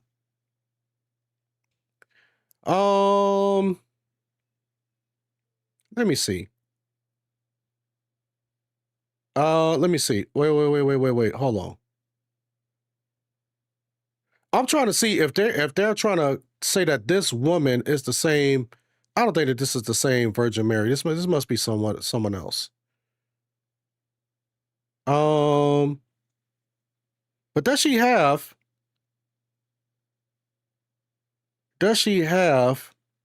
a feast day? All right. So apparently this woman was a woman that was like very, very promiscuous and all of this stuff here. And, you know, and I guess she ended up I think she was like a prostitute or something like that, and she ended up becoming a saint and all of this stuff here. It's like a whole story, but I'm not going to read all of this stuff. I don't know. Maybe one day I might read it. I might read it, you know, this whole thing. But yeah, I mean, you guys can see the title of this. So she was a person that, again, never existed, but a very promiscuous woman who ended up becoming a saint. And not saying that a person who was very promiscuous can't, you know, God can't use that person. But again, the issue is that people are attributing these people who never existed to sainthood. Actually, if I'm not mistaken, I think that she is a remix as well. Let me see. Let me see if I can pull it up.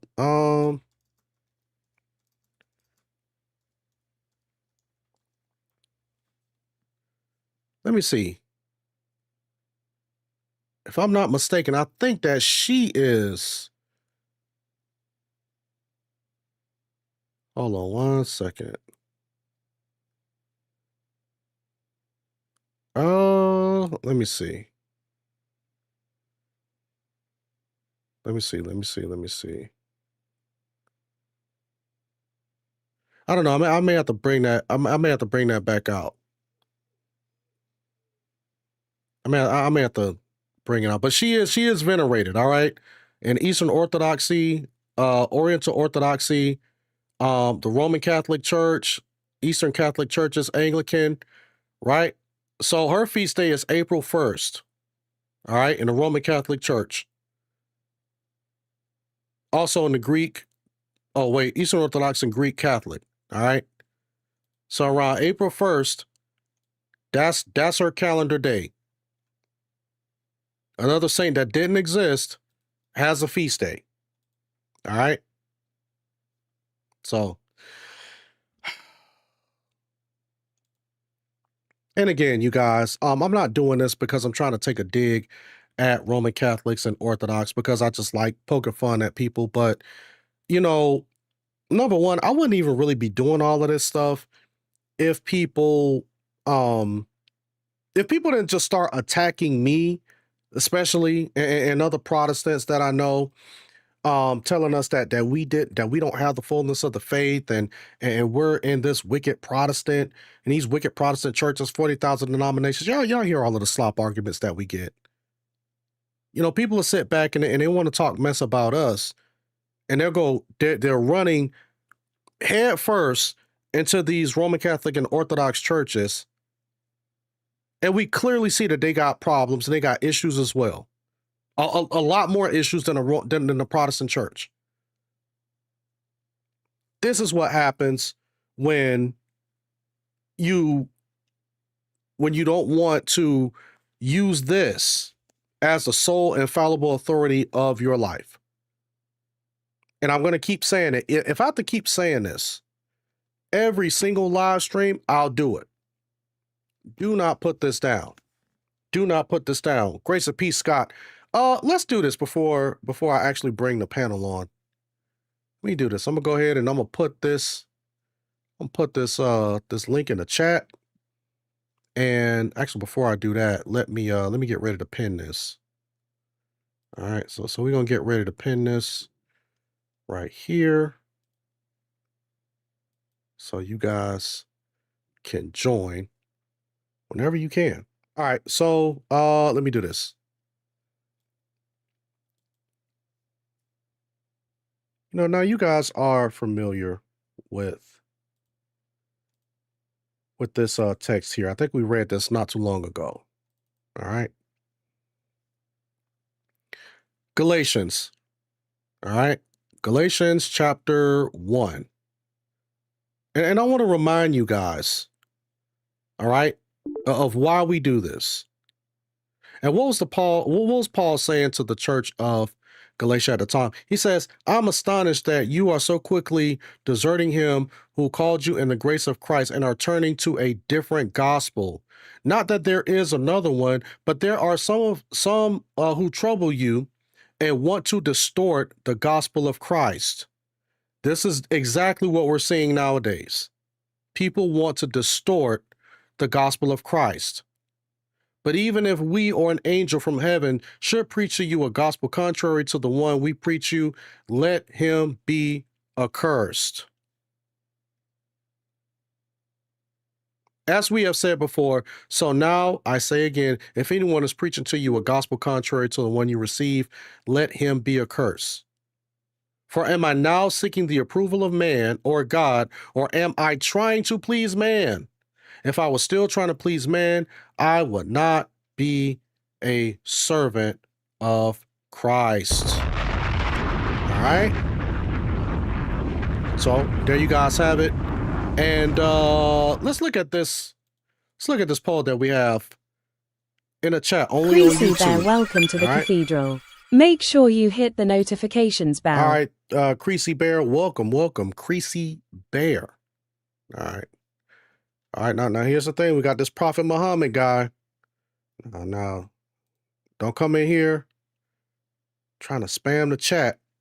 All right, don't come in here spamming the chat and trying to throw people off the conversation, because my mods, they'll get you up out of here. False prophet. All right. And security, take him out of here. All right. Don't get taken up out of here now. Behave yourself. All right, Mac Dane said he got a bounce. He says, God bless, and when I'm feeling better, I really look forward to talking to you about this. Yeah, anytime, brother. Anytime. Come on up. All right. So let's partake in the poll. Let me see what you guys are saying in the chat. That poll that's in the chat only on YouTube, where I'm asking the question, is praying to non-existent saints an issue? So far, 64% of you all say yes, those prayers can't go to God. 15% of you all say no, God still hears our prayers. 2% of you all say, I can see problems on both sides. And the final 20% of you all say, you are just here to watch. And you guys give me about a minute and a half, and I'll be right back after these messages.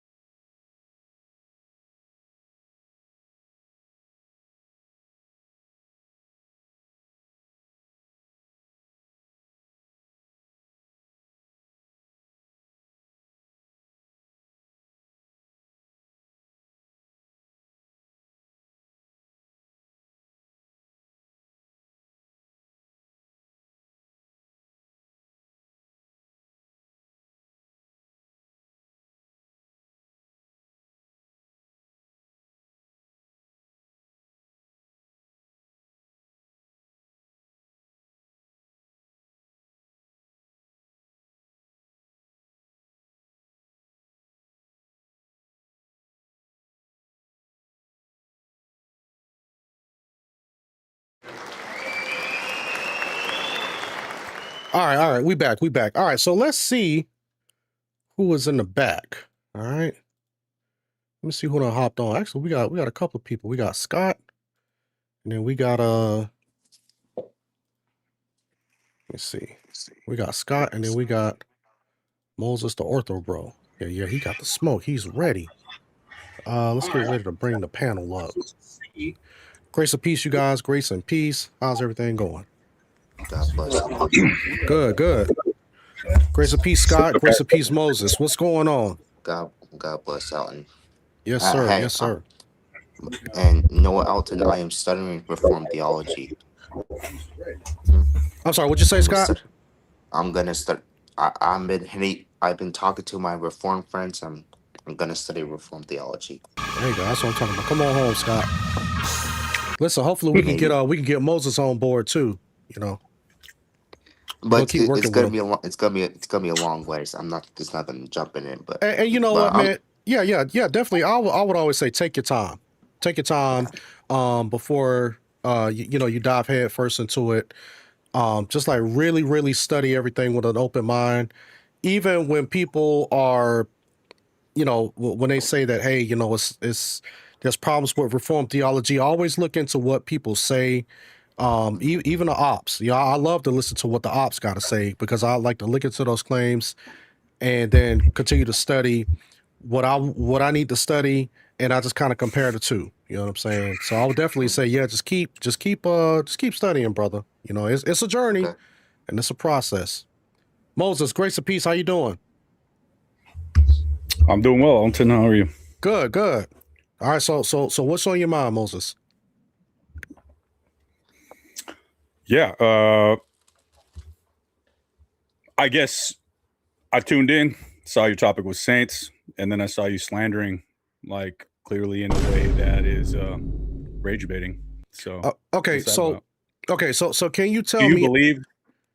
Go ahead. Do you believe? Well, I guess just to make my at least a question to start on. Yes, sir. Do Go you ahead. actually believe that we think that they come from a race of dog people? Saint Christopher. Okay. Like I said, all I did was read the information. Now, do you have any information that would show that is not said about Saint Christopher, the guy with the dog head?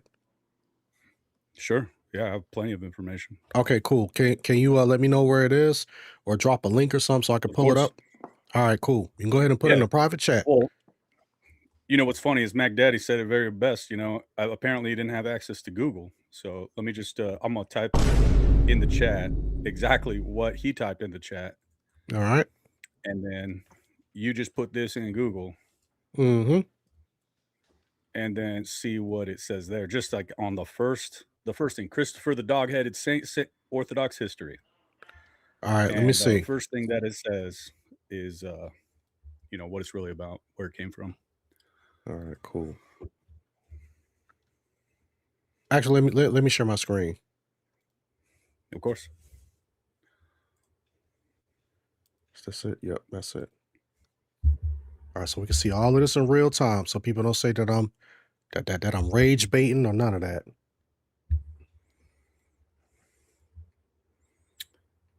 Well, that's, yeah. Oh wait, hold on, wait. Take away the, yeah. You good. All right. Okay, in Eastern Orthodox history, Saint Christopher is venerated as a 3rd century Roman martyr. Several ancient traditions depict him as Cynophilus, a dog-headed man symbolizing the conversion of savage outsiders and reflecting early Christian beliefs. The In distant, Go ahead. marginalized tribes. Huh? Yeah. So. Oh yeah, No, please and continue. marginalized I didn't tribes. realize Okay. you. Yeah. Okay. Now I'm gonna read this part right here. Okay. Yep. And it says the Cynocephali hagiographic traditions, particularly from the Greek and Slavic Orthodox worlds, suggest Christopher belonged to a tribe of dog-headed people from the land of the Canaanites, or Marmonite, or Marite. Right. We can all, in today's America, just interpret that from a faraway place and a faraway land somewhere near Egypt, right? Okay, but they said that a tribe of dog-headed people. Right. Now, so I know a thing or two about St. Christopher, actually an extensive amount. Like, it's kind of ridiculous. So my late brother is named after St. Christopher, and my son is named after St. Christopher. And so this was an example of how Christians pagans would convert into Christianity, and a lot of the culture would adapt with them in certain places in time. And you could consider this a type of ecumenism of today, kind of like a lot of us Orthodox, when we're on a Protestant panel like this, we will say you're Christian, but we mean small c. You think capital C. And that's like that extent. That's the ecumenism we're extending to kind of help you feel like you can, like, to help bridge the gap of our Basically, to cultures, lie if to that makes us any and make sense. us think that we're really following Christ, but we're really not. We just understand who Christ is, but we're really not following him, right? Well, that's wow. Okay, red herring. I'll follow you though. So I No, don't no, I'm think you saying know because no, Christ no, because you don't because have the right. okay. So No, here's the I don't thing, mean in your behavior. I don't huh? think your theology of Christ, your theology within the Trinity is correct. So Okay, how can you know Christ if your understanding of the Trinity is incorrect and okay, from a Latinized version, including the filioque? okay. So wait. So hold on one second. So you're saying that there's a big C Christian and there's a little C Christian. Now, can you describe to us what is the difference between the big C Christian and the little C Christian, which is us? Little c Christian, from our paradigm, of course, again, I'll grant that, is there is only one body of Christ on earth, that is the Orthodox Church. Everyone else that claims they're a Christian is little c, meaning you say you self-declared Christians, you self-declare yourself followers of Christ. But we would argue you don't actually understand what that means because you don't have the church or the church's understanding. Okay, So we're because saying, And your description of St. Christopher is a perfect example of the lack of phronema, aka understanding, of what actually St. Christopher, where that dog-headed saint icon came from, brother, things of that you told nature. me to pull it up. I pulled it up, and it clearly Right? says that he belonged to a tribe of dog-headed people. No. That was the pagans who converted to Christianity in the areas of Egypt, who brought a lot of those folklore stories with them over time. Most of these people couldn't read. Most of these people could barely form sentences together. A lot of them were slaves. You understand? Like, there's a time and place that this came from. That do you have dog-headed icon, at least. do you have a source for that? What? I'm just asking for a source.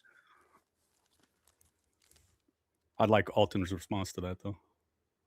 I'm sorry. What exactly do you want me to respond to? That people saw? Okay, so are you saying that people saw the dog-headed icon and they actually thought that he came from a tribe of dog-headed people, but he really didn't come from a tribe of dog-headed people? I don't know what's confusing about this. It was folklore from a pagan peoples who converted to Christianity, and over time that kind of just stuck around over hundreds of years. Nobody actually thought over time that they were from a race of dog-headed people, since that's not really a thing. Okay, so I'm gonna see if I can kind of read through this. So Now the word this is, go ahead. Jonathan Peugeot, I highly recommend you look into him, since it's very clear you are just like a baby looking at the world when it comes to icons. All right. He'd help you understand where the dog-headed iconography comes from. It's there's an in-depth and rich history to it. A lot of it is an representation of the bestial type thinking of paganism converting into a more Christian ideas of the world and creation and things like that. In no way, shape, or form was it a literal kinds of things. Like, icons are windows to heaven. They're not literal representations. So, like, do we actually think the depiction of the holy face, like I have one right here of Jesus, do I think that is exactly the way Jesus looked when he walked around on earth? No, I don't believe that one right there. Do I believe that is identical to the way he looked while he walked around? No, obviously not. But it is a representation of the God man, if that makes any sense. It's not. So there's a lot that goes into icons, that the way this whole stream is set up, I'm just like, oh, Alton. So my initial comment was, man, I thought you were better than this. Hmm? Now I can grant, perhaps you just never looked into it. That's fine. You know, That's fine. I haven't looked into lots of things, and you could say something. I'd be like, dude, I didn't know that. I clearly said that on the You stream. clearly. Oh, you did? I must have came in right after that, but that's why I said rage bait, bro. At Noel Jacob It's not rage 7626 bait. tithed 2.35 talents, saying deep history straight from you Babylon. were trying to get my kind of reaction, like, oh, what's up? Let's go. No, I wasn't engaged. No, you know what I mean? No, not at all. I can listen. I could do that. You know what I'm saying on any other day. You know what I'm saying. I could do rage bait. The reason why I set this live stream up, it wasn't because of like Christopher and the dog head and anything like that, but these particular people, these figures that you guys have feast days dedicated to, are said to not have existed at all. Whether people believe it may have had a dog head or not, that's not my argument. Who said that? Huh? Who said they didn't exist? What's that source?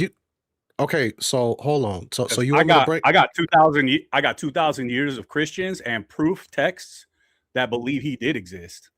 Okay, so who's this guy that you're taking a word from saying they don't exist? So that's what I want to know, Scott. Can you show us the sources? Because I done brought up all of my stuff. So, and I said this during the stream. I said that if anybody got sources that contradict anything that I got, pull it up. Because I'm pulling up mine. So I want you to pull up yours. Wait, so what was the source of this anonymous guy, at least to me? Who's this guy that said they didn't exist? Just so I know, and then I'll go ahead. Okay. And, now again, what this means. But this is what I was saying earlier, because it seemed like that you guys want to go, well, who's the person and this, that, and the third? I want to know is the information. You said you pulled up source. Okay. You said that. I did. Now, okay. Now I want to know, is the information incorrect? Because I said during the stream, I said I haven't really looked into all of this stuff, but I said that a lot of this stuff that that was being said on the site, because it seemed like that this person is pretty knowledgeable, way more knowledgeable than me. So I said what I did was that I started looking this stuff up. And when I plugged it into Google, into AI, just like you said, that what we just did, we plugged something into Google. It seems like that there are multiple sources saying the same thing, that these people most likely did not exist. So since you're telling me that I'm wrong, can you show me and point me to a more reliable source to where we can read it and examine it, just like I went over mine? Let's go over your stuff so I can say, okay, hey, let me plug it in and see how valid that is.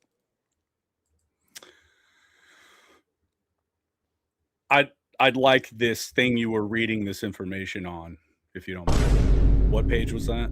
What article are you referring to? Because I'm feeling like you're making this up, at least from now on. Maybe you showed it. I might be completely wrong, but it sounds like, oh, I heard a guy once that said it's fake, and so why don't you give me proof that it's real? Well, who's that guy? But see, look his stuff up. But see, that's why even when I was doing this, I clearly explained that, because this is again, this is what I see a lot of time from you guys on your side, is that you guys want us to keep presenting all of the sources and all of our stuff, but then you guys are just hand waving and say, "No, I don't believe it's true." And I'm like, okay, well, bring out your sources that's going to contradict mine. That's going to give me the correct understanding of it. And then you guys, no, you gotta keep showing me. All right, so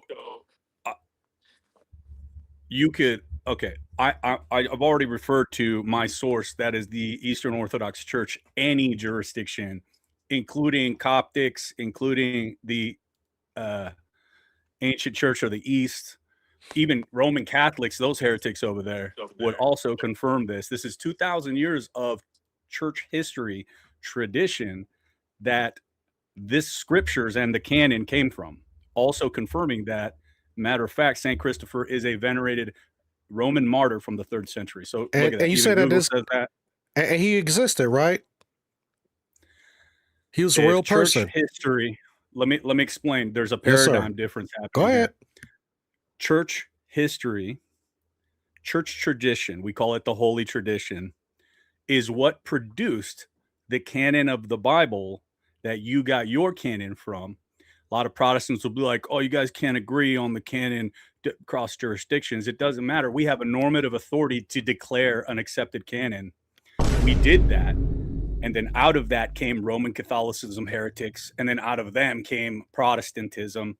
So we have this church holy tradition that produced that canon, right? We also produced these saints, and they're all out of this holy tradition. Now, Protestants, it's easy for them to go, I don't believe any of that. All right, great. But you believe in the Bible? Yes. That's my only authority. All right, well, where'd the Bible come from? This is why this argument is this. OrthroBros can't stop bringing it up. We don't want to talk about this. What we want to talk about is church tradition, how these things developed over time. But you guys don't even think that's real. You think it's a bunch of made up hocus pocus, except for the Bible that came out of church tradition. So when we talk about at least saints like St. Mary of Egypt and St. Christopher, it's out of this tradition. So how do you want to go about actually engaging with this when I know you don't believe in that tradition other than the scriptures that came out of it? Yeah, so I just for want a to. bunch of sources, and I'll give you a bunch of church fathers that talk about this subject and how it comes out of that tradition. But you want some kind of death certificate that he really was martyred somewhere. You want some atheist that wrote about St. Christopher who witnessed the death. That's what you're really asking for, when that's not really possible. I can't really produce a document of some emperor that mentions St. Christopher. What I can do is refer to this tradition that the Bible came out of, and how it also, St. Christopher and St. Mary of Egypt, these saints came out of that as well. So Okay, so how do we proceed in this regard? Because these are called iconography, at least the dog head part. Yeah, And the saint came out of tradition. So Yeah, how would you like to proceed? Yeah, because I just want to know, and this is what I was asking you earlier. Did this person actually exist? Since I don't think Christ is a liar, and he gave us the church, and that church produced our scriptures canon, and I'm a member of said church, I believe that church. It really comes down to, do we believe in this or not? Bro, I'm not going to this is call a Christ a trust me, liar. bro. This is a trust me, bro. Oh, how'd you get I the believe Bible, the Scott? church. How'd you get the Bible, Scott? Huh? How'd you get the Bible that you have in your hand? I have no Yeah, because problem with that. Hold on, Alton. yeah, I yeah, got you no got it go ahead, Scott. Go ahead. I got no Historically. problem. If the church wants to say they gave us the canon, fine. Uh, But that They doesn't also make gave them. you Oh, St. hold on, Christopher. hold on. That doesn't make them infallible. You want to know why? A doctor That's can not what I give. said. Hold on, I'm giving you an analogy. I'm telling you why that doesn't work. A doctor can give someone a perfect cure for cancer. That doesn't make it infallible. That doesn't make the doctor infallible. So just because the church gave us the canon, that doesn't make them infallible either. So you think a book is fallible. Nope, never said the book. So you think the book is infallible. Yes, the book is infallible. The Bible, yes. But it came from a bunch of infallible men. It came from fallible men. Yes. Oh, so the church is fallible then. Yes, the church has always been fallible. And so fallible men produced an infallible book. Yes, just like a doctor can produce an infallible cure for cancer. Yes. So you can believe that, but you don't believe in that same fallible men telling you that St. Christopher has been a saint. I meant, no, they're not infallible men. That's the point. There's only been one infallible man, which is Christ Jesus. Who wrote those scriptures, Huh? according to you? Who wrote the scriptures with a pen? Who wrote it? The apostles, the prophets, some scribes wrote it. How do you know that? Huh? How do you know that? Yeah, do scholarship, do historical writings and whose historical writings? By the early church. Evidence? I got no problem with the early church. I won't say Okay. that the early church is perfect. No Orthodox Christian would say they're perfect either. You just said they're the one. Whoa. Yes, they do. Yeah. The Confessional Docitia said that it's impossible for your church to be deceived, and it's impossible to err. So Christ is a liar, according to you? The church was defeated by the gates of Hades, and it's gone. Okay, but you We just waited said, but you just said that. 1,600 years for you Reformed Baptists to come along. Yeah, but you just said that your church correct the wasn't narrative? perfect. But you just said your church wasn't perfect. No. I said those men were. Nobody would say those church fathers were perfect. Okay, so those church fathers were not perfect.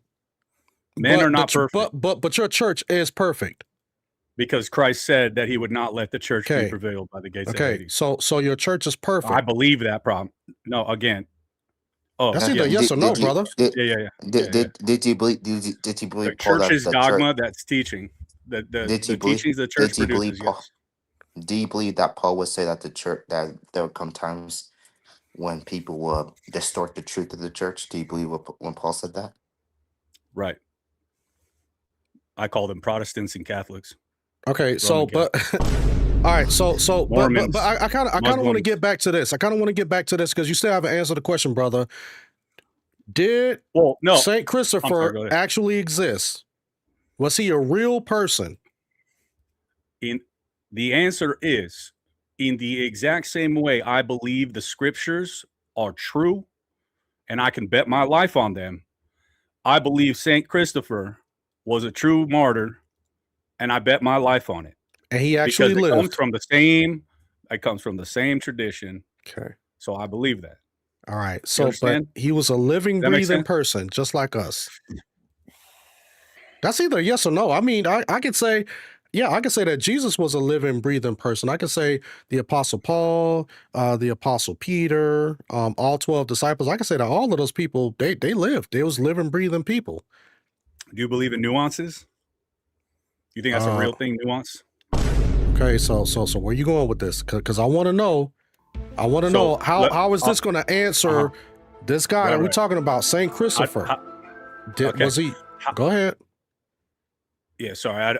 I'm just real passionate about this, so I do notice. So I'm cutting you off. So please forgive me. I'll be a little bit more patient. No, it's from okay. now on. I'm pretty patient because I'm just trying to see if I can get that answer out of you. But if you got an explanation, go ahead, I've answered brother. you twice. I've explained it like twice now Okay. already. But I'll give you another example. Okay. Alton, not Scott. Alton. Yes, sir. How do you know Matthew wrote the book of Matthew? How do I know Matthew wrote the book of Matthew? When his authorship is not in that. Hold on, His Scott. authorship is not in that book. His authorship is not in that book or declared. How do we know Matthew wrote Matthew? Because I trust the workings of the Holy Spirit. I believe that God has perfectly preserved his word. How does that tell me how you know Alton in 2026 knows that Matthew wrote the book of Matthew? What if his name was Josiah and we just got that part wrong? Well, you need to show the evidence of it. No, I'm asking you. I'm telling you, God, evidence how you know it's Matthew. Because where did it come from? Okay. That's really what I'm asking. Because I have faith that God has perfectly preserved his word. So then the book fell magically out of the sky. Never said that. And it Let's says not this straw is man. the book Let's of not straw Matthew. man. Let's not straw man. I said that God preserved you mean his like word. you do? Okay, like you so do with all of our with all our saints? But you still haven't answered the question about this guy. Did he exist or not? I'm about to. So in the same way, you believe Matthew is actually the author of the book of Matthew. Yeah. Why should I believe? So why shouldn't I believe that Matthew didn't write Matthew? I mean, I'm sorry. Yeah. Why shouldn't I believe that Matthew wrote Matthew? Why shouldn't I believe that? You don't believe in any capacity that the church that produced the canon of that Bible, including the name of the author of that book, you don't believe that church. You're not a part of that church. You don't practice their religion. You don't practice those faiths. That faith. You don't either, brother. Yes, I do. Because, okay, so just like when we talked about Saint Thecla comes from an apocryphal writing, which the church clearly says stay away from. The early church say stay away from those writings, and then your church turns around and make her into a saint. So again, you're definitely not practicing what they practice. No, we do. Absolutely. I literally pulled it up on the screen, brother. Right. And the way that you are mistaken. Apocryphal writings. Apocrypha. You mean the Deuterocanonical books? No, brother. There's different tiers of that. There's Deuterocanonicals, and then you have the Apocrypha, which is like the Gnostic writings. Word for it.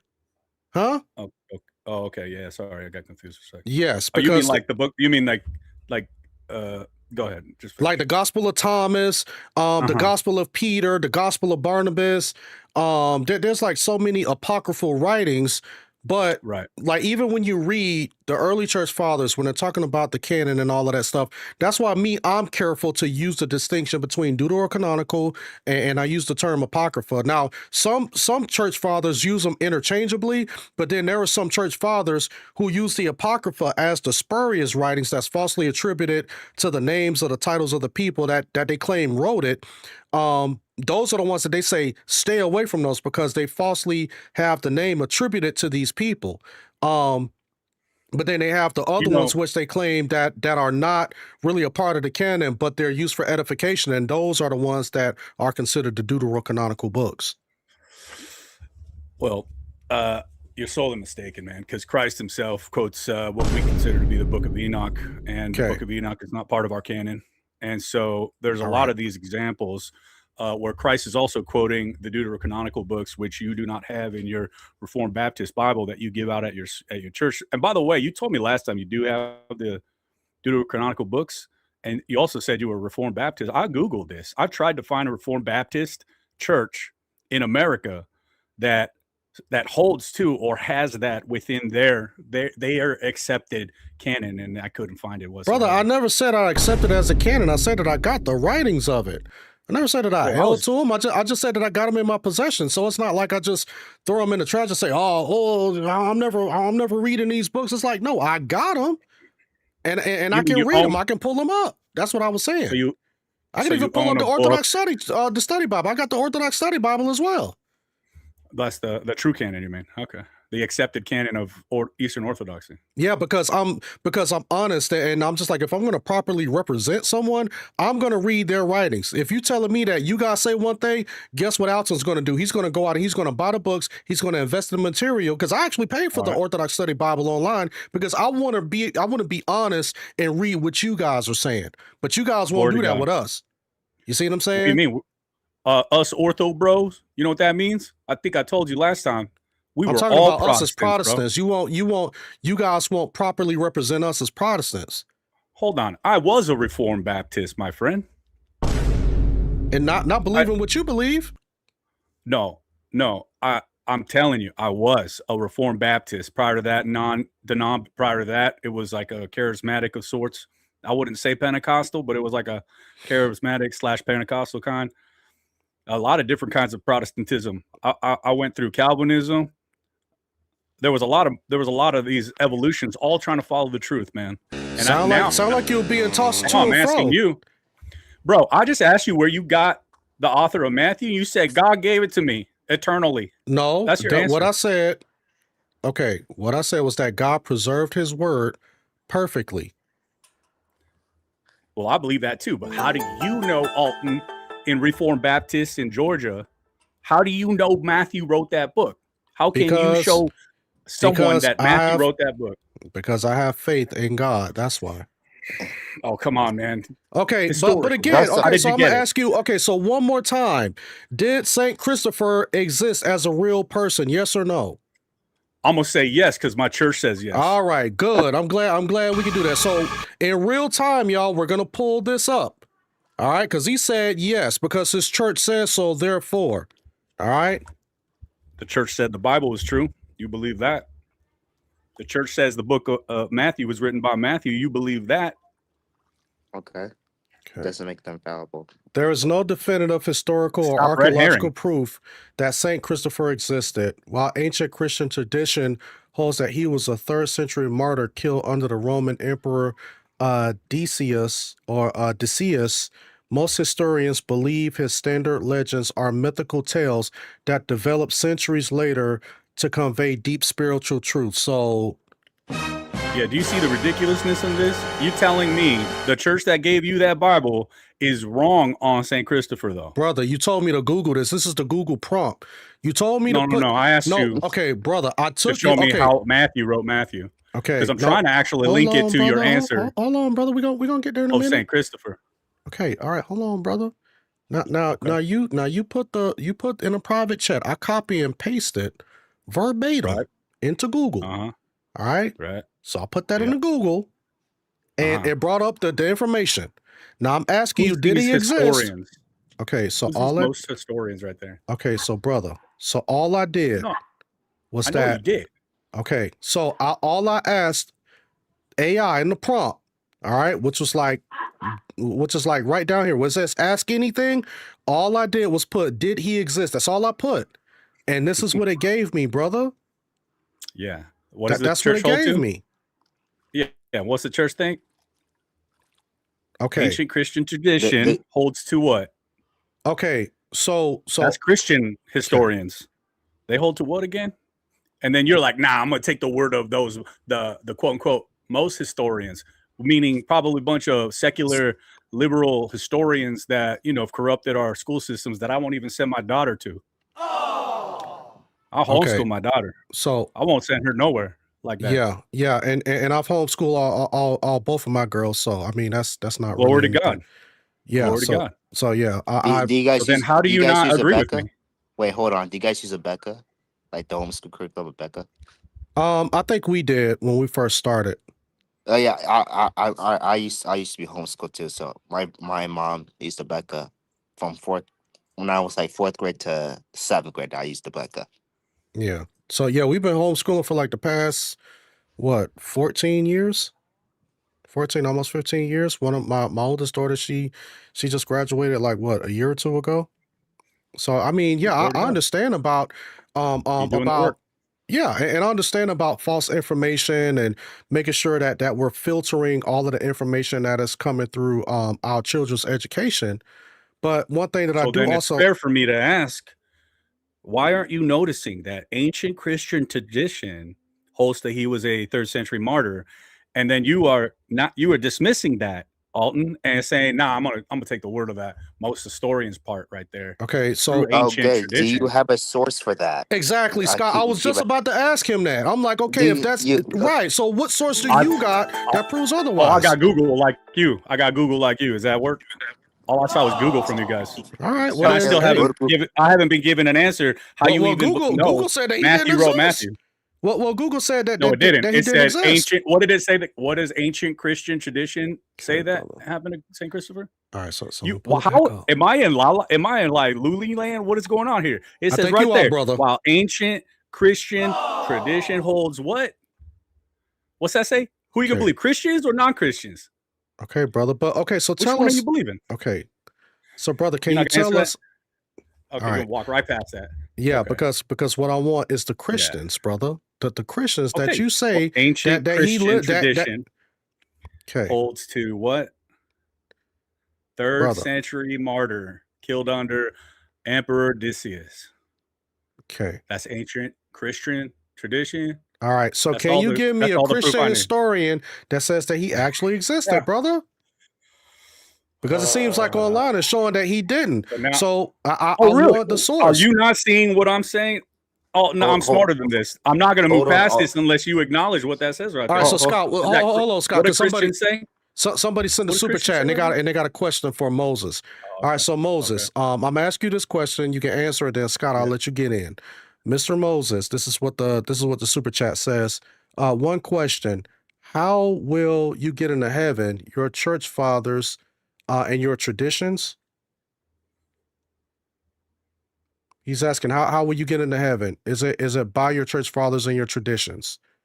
Is that the way into heaven? I think he's asking me what my stance on entering heaven is. Is that what it is? Yeah, correct. So how do you get to heaven? Is it through church fathers and church tradition? All right.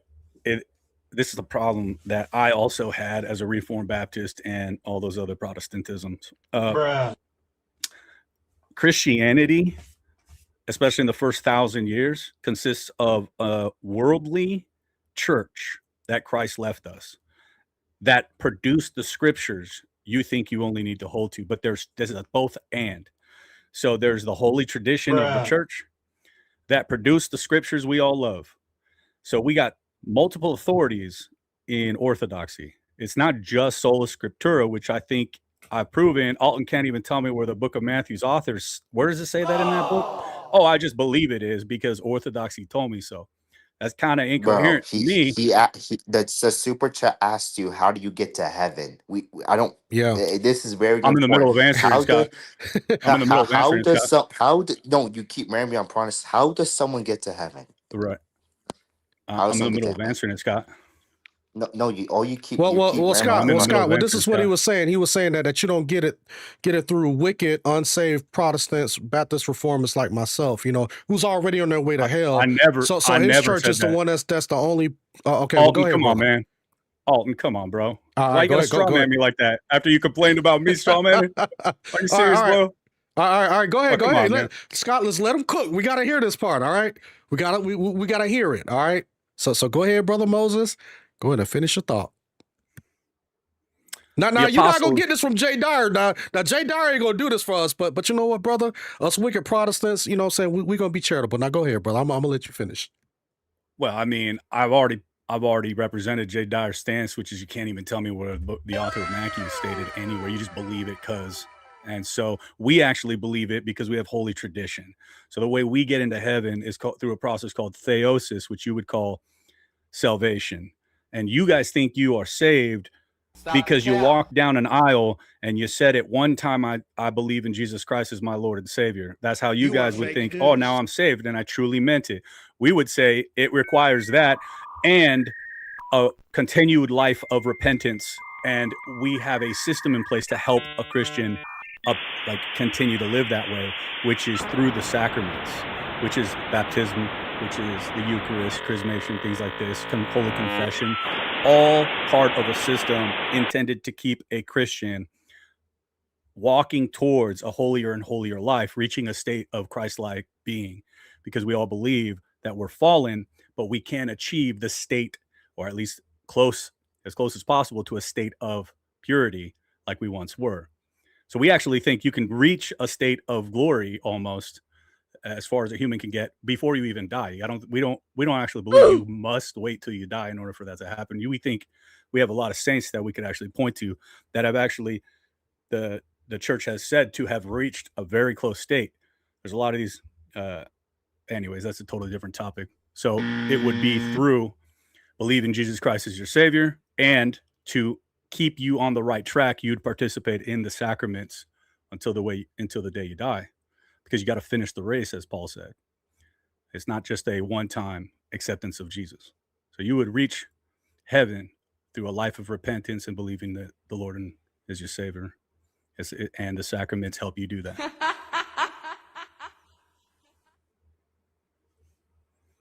All right. So back to Saint Christopher. So he was a real person Hold on. because the church say so. Hold on. I got Okay. a source. Go ahead, brother. Go ahead, brother. Let me get. Oh no, you can keep talking. I'm just gonna when I get it. Okay. Yeah. It's Just about let me 6. know. Yeah. Just let me know. All right. So basically, based on what you're saying, brother Moses. All right. So we need to believe that Saint Christopher was a real person because the church says so. In the same way, believe the scriptures. Yep.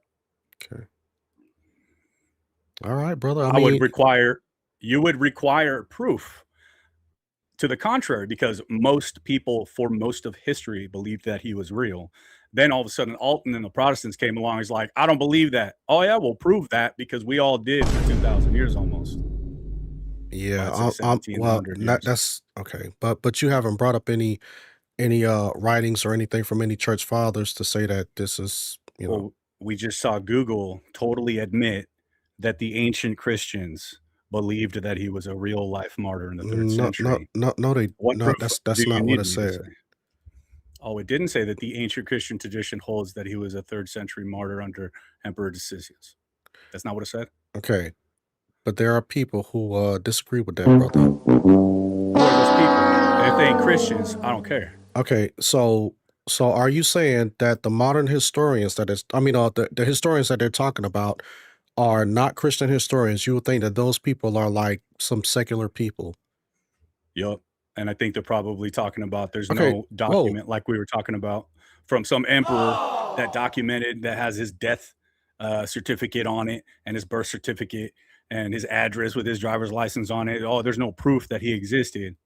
Some secularist guy saying there's no proof But okay, well, so Holy Tradition says he was real. so Christians can be historians. Is that what you're saying?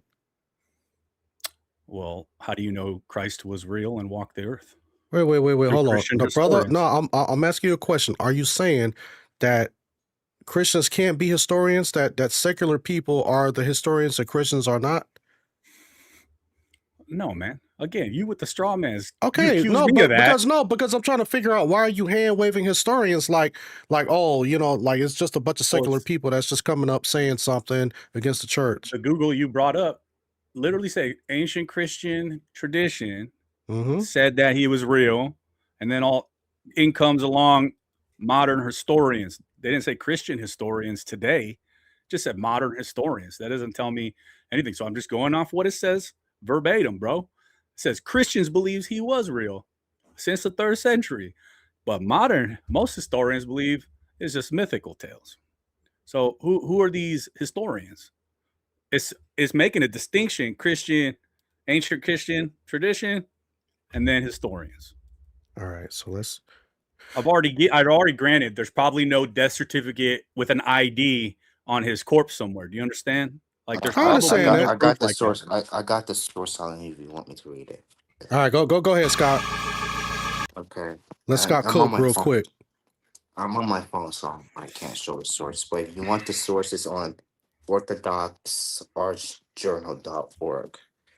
The icon of Saint Christopher is one of the most astounding images found in the Orthodox tradition church, showing a dog-headed warrior saint. It conjures fantastical stories of werewolves or of monstrous races from Pele's edge of the world, because all of the difficulties it presents. The icon was proscribed in the 18th century by Moscow. Well, it's the Russian Orthodox Church outside of Russia, actually. And the Roman Catholic Church, the feast of Saint Christopher was suppressed entirely with Vatican XI modernization. Though he continues to be one of the most popular saints in Catholicism, his image adorned the dashboards of cars all over the world. I believe the understanding of Saint Christopher and his iconography is a primer point today, and hopefully it will become clear white as we travel through the power of tradition and iconography to see if we can decipher the saint who is such a front of the modern sensibilities.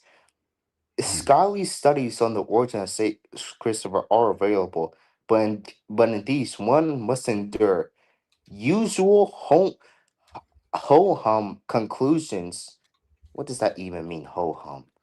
What does that even? Let me just look it up and Google ho hum. It sounds like you don't get a lot of what you're reading right now. I do. No, I never heard the word ho hum. It says use the word something born tears or tired laughter, excitement, whatever. Let me go back to the source. Modern disabilities.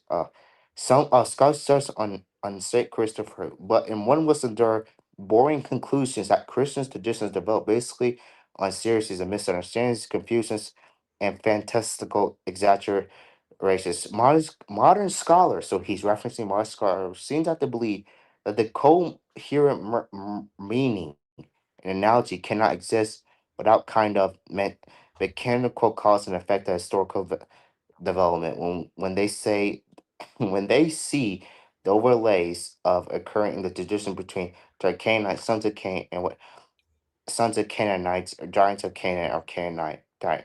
Dogmen, these scholars are immune enlightening us that mistaken transgressors over the cave dwelling Comangans at the Middle Ages. Yet these are the same scholars blind to how profound and intuitive some of these relations can be.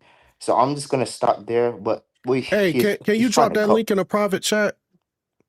Yeah, I can probably drop it. Yeah, go ahead. See if you can put it in the private chat so we can see if we can bring it up and we can all read it together. So the author kind of mixes kind of how can I say it, fantastical, but as you can see, he's trying to cope for it too. He's trying to cope, even though is that how you interpreted that? Yeah. Yes. Oh, really? Well, that's the dumbest interpretation I ever heard. It is clearly stating what it is. It's not an interpretation. Like, it's telling you what the Orthodox believe on that. Yeah, it's a cope. Just coping. Oh, so Yeah, it's cope it's that you believe in the Bible. You can't even tell me who the author of Matthew really was. Like, I are you told you kidding me, bro? You're we dismissing the church and its traditions that gave you those completely wrong about everything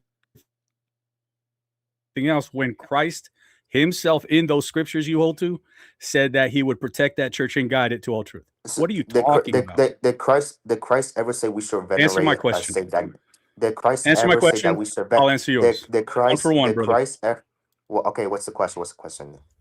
What's the You are question, sir? completely dismissing the church that gave you that Bible that you hold to. How could you possibly hold to that Bible and dismiss the church when you can't even tell me who the author of the book of Matthew we call Matthew is? How could you hold to something? You can't even answer something simple like that. Okay, I'll answer the question. Just like if a teacher gives you like to say 2 + 2 or 5 × 5 equals this, I'm not gonna say the teacher is infallible. Just like when the prophets predicted something that was true, or the apostles did, I'm not gonna say they are infallible, because It's a category error. no man, no church, no building is infallible. Now, I answer your question. Can you answer mine? Infallible? Infallible, whatever.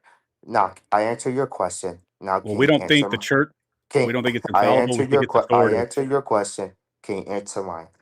Tell me, from the words of Jesus in the 4 Gospels, tells us to pray to a dead saint, They're not venerate dead. them, to venerate them. In this case, Saint Yeah, this is easy. It's in the book of Revelation. Saint Christopher, that hasn't even existed. Can you tell me where is that in the 4 Gospels? Oh, I'm not going to let you just limit where the answer to that is. I'll tell you where you can find it within the scriptures, though. Yeah, you start in the book of Revelations. Are the saints in heaven dead or alive, brother? Let's start there. According to Revelation, according to John, Yeah, are they dead or alive? their souls are alive. Yes. Okay, thank you. Then why did you just disrespect every one of those saints by saying they're dead? Let's They start are there. dead. They're dead. So they're dead or alive? Huh? You just said that's a contradiction, brother. You said How they're is that a alive. You said they're alive, and then you said they're dead. Yeah, they're dead. Their bodies are dead, and they're alive in heaven. Okay, so they're alive in heaven. So we're not praying to dead people. We're praying to very much alive people. Okay, fine. Yeah, If you want to play word, but here's the thing, Moses. You don't know that because you can't. You're prove, the one making category errors. Yeah, but Chris, you can't prove. I can prove it right there. You can't even prove that the guy Christopher was even a real person. So you don't know where this person is at. You don't have any proof. I do. In where? The same way that you believe the book of Matthew was written by Matthew, in the exact same way, I believe Christopher was real. The exact same way. Do you understand that there is absolutely no distinction between why you believe Matthew wrote Matthew and why we believe St. Christopher is real? You understand there's no difference. Because the same answer for both of those questions. Yeah, it just seemed like it's a bunch of trust me, bro. My church says so, therefore. I mean, even the Roman Catholics was just like, yeah, for this the is book of Matthew's author. Go ahead. No, they're not. They hold to St. Christopher more than Orthodoxy. Go no, ahead. They don't, brother. They removed his name from the calendar in 1969. I read that. Yeah, don't tell a Catholic that. Brother, they also wrote Vatican II. Tell me how many Catholics could agree with that. Okay. Dang, brother. And this is Talima Theo, welcome to the cathedral. Make sure you hit the notifications bell. Again, it seemed see, it just seemed like you just hand waving. Okay, so right here. No.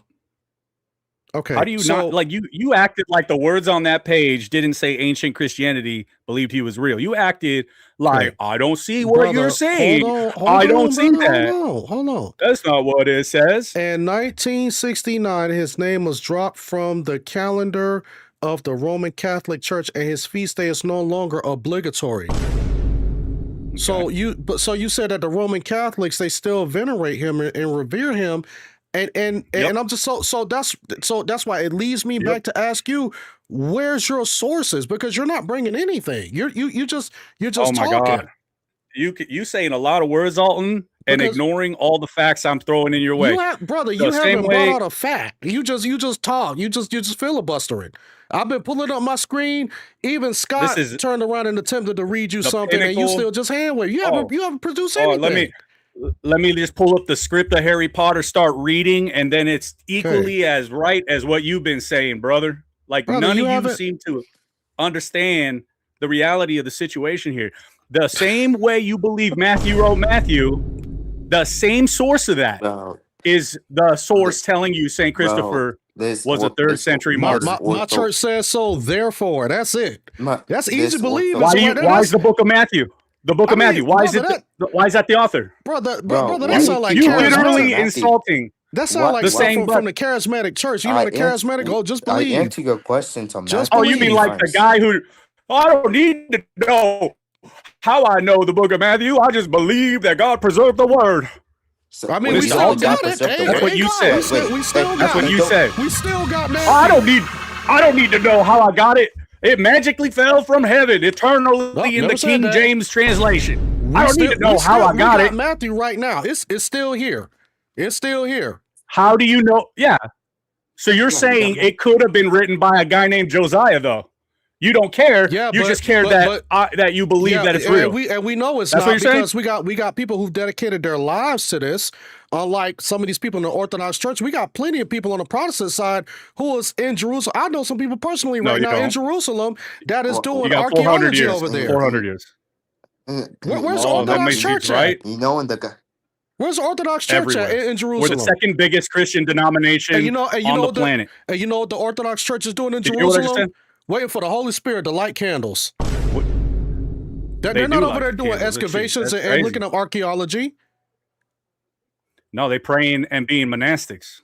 Yeah, yes, there are plenty of Orthodox Christians doing archaeology. Right. And do you hear the fallacies you're saying?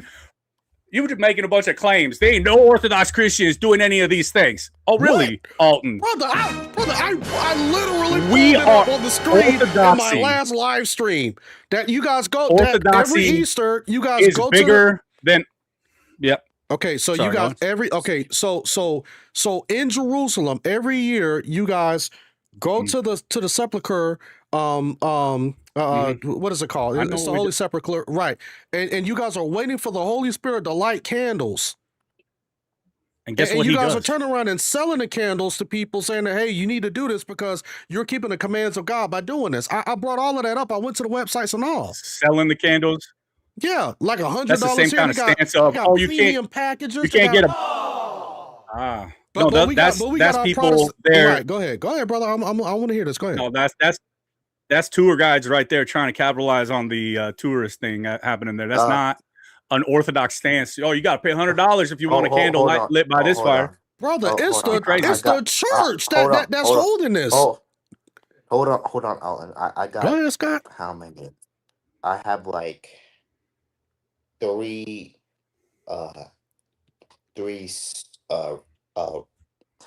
writers on St. Christopher's existence. All right, if you can, go ahead and put it in the private chat, brother, because I really want to pull this stuff up, so we can read it. You can just look it up. I just look it up. All I put, people said that St. Christopher did not exist. You can just pull it up.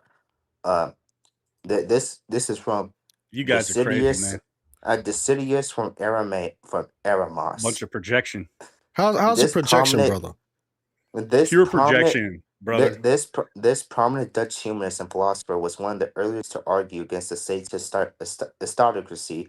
In his famous satire, The Praise of Folly, Armis argued that the popular texts of Christopher were just Christianized retelling of ancient Hercules myths, pointing to their shell traits as giants. But he was a philosopher, so he's probably a skeptic. Okay, I'll let that one slide. But this one is from a Jesuit priest. So this one's from a Jesuit priest. Hippolyte Delahaye, a famous Jesuit priest and a leader of scholar hagiography, The study of saints, the Haley critically dismantle many traditional saint legends.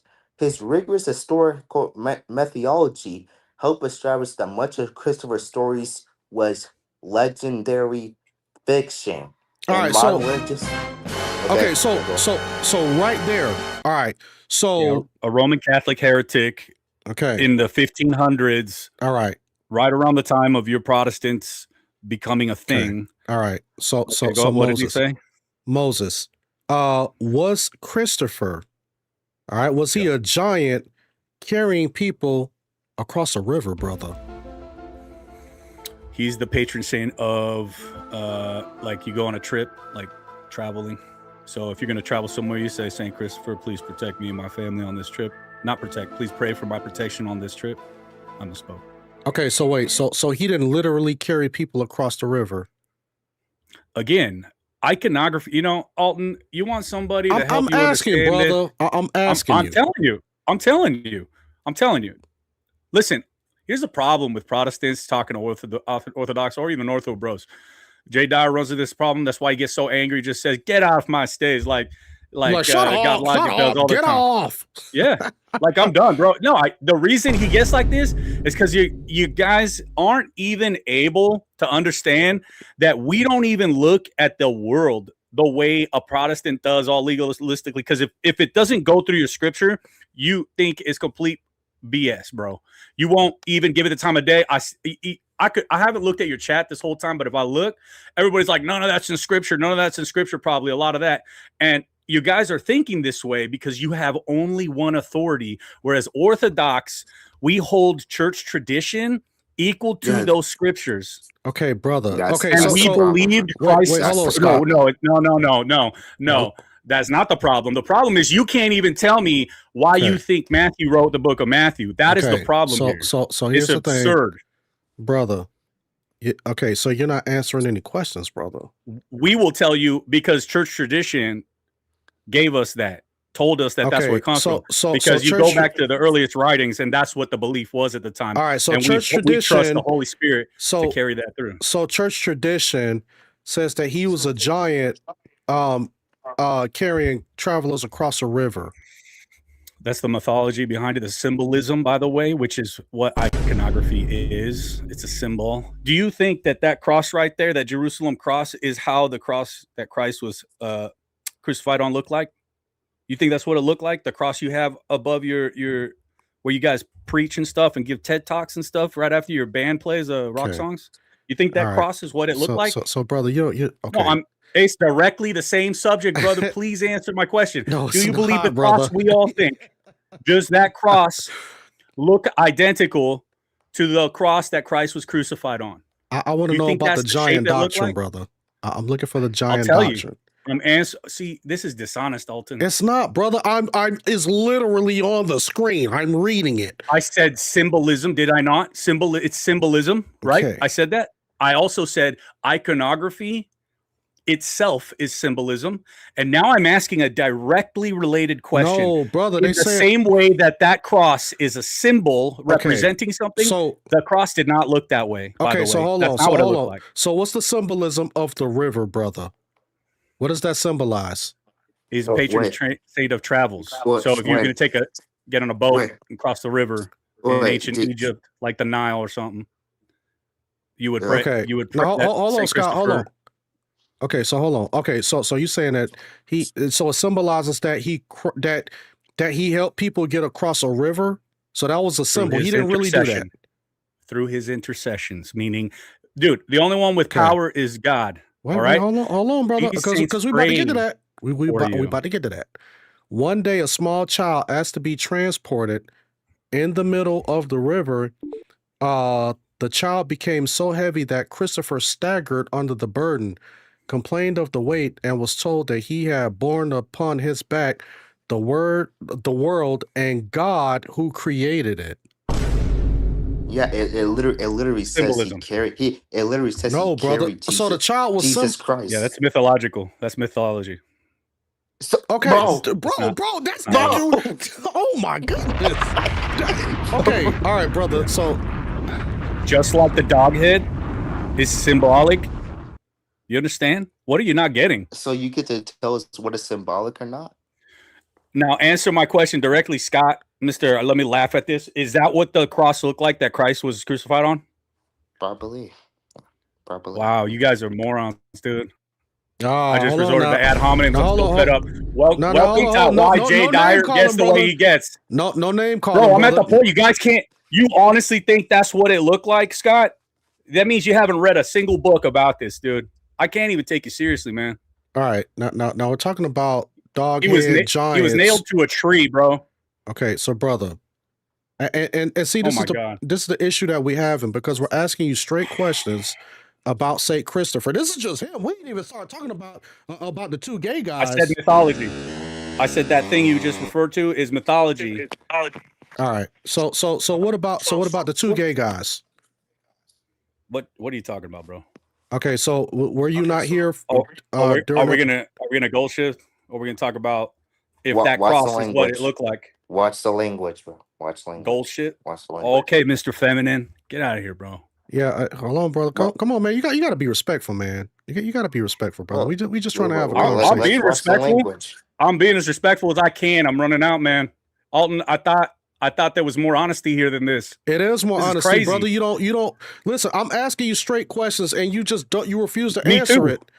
No, you're not. I said symbology, just like that cross. That's not what it looked like. Christ was not crucified on a cross that looked like that. Okay, so he had a plank that was nailed to a tree, bro. Historically, that's what happened. Yet this Scott guy, who I'm supposed to listen to, said that's what it looked like. Are you crazy, dude?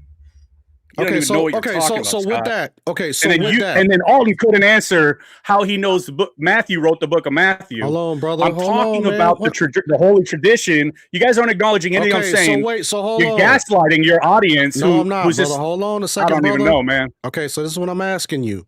So since you got that cross back there, what church tradition, why does your church tradition show Jesus stretched out on the cross just like that if he was crucified a different way? Well, we got a lot of explanations through church fathers that would explain that, but you wouldn't believe any of them anyway. So okay, no, because you're telling Scott that he's wrong for believing that Jesus. Okay, so Scott is wrong for believing that the very images that you guys got with Christ up there. You're saying that that's not it. You're saying that is not accurate. It was a plank nailed to a tree. He was nailed on that. Okay, so and does it make that sign? Okay, does it make that sign? So yeah. Wait, hold on, brother. Hold on. So you're saying that your church, although your church has the image of Christ on the cross like that, that's inaccurate. That's Catholics. No, we do. Is that hold on, Scott. Hold on. Is that inaccurate? Symbolic for the reality of things. No, brother, is it inaccurate? With Christ on the cross, stretched out on the cross like that, that is a misrepresentation of the actual crucifixion. It's a symbolic representation of the true crucifixion. Okay, so basically, for clarity, so when we see that your church has those crosses with Jesus stretched out in a T shape like that, that's an inaccurate misrepresentation. That's not the way that Christ was crucified, although your church has depictions of that. I asked if the cross he was nailed to looked like that. When he was nailed to the tree and the plank, it did look like that shape. Sure. You take the tree plus the plank that was nailed to it with him on it, it looks like that shape, but it was not a nice, neat a piece of wood like that. Okay, that you guys think, like in the Passion of the Christ, you know how he carried that whole cross. It wasn't like that, bro. Okay, so brother, hold on. When your church has those depictions, are you saying that your church is wrong for having those depictions of Christ being crucified on a cross looking like that? I'm not, brother. I'm asking you a question. I'm saying it over and over again. That's a symbol. It's a symbolism. Pull up Jesus Christ being crucified with the Orthodox picture or icon. No, you don't. No. Moses knows exactly what I'm talking about, and he's trying to say that I'm just being dishonest. It's symbolic. Scott, hold on 1 second, brother, because he knows exactly what I'm talking about. And I'm sorry, brother, but I gotta say this, Moses. This is what we get from you guys. You guys love to try to come on and argue these things, but you guys clearly don't. You guys cannot defend your position on this stuff. I'm defending it right now. It's a symbol. It's a symbol, Okay, bro. Don't so gaslight again, me. okay, one more time, and everybody, I hope y'all paying attention to this. You're I saying hope that it's a so. symbol, so your churches Yep. has images of Jesus being Symbols. crucified on the cross like that, right? Yup. Okay, Yep. so That you although your believe church too. has it, that is not Mhm. the accurate depiction of Jesus being crucified, correct? It's the accurate I rest symbol my case, brother. for his crucifixion. Okay, all right. Yeah, you know how ridiculous you sound to me right now, Alton? I rest my Oh. case, even though I look a fool.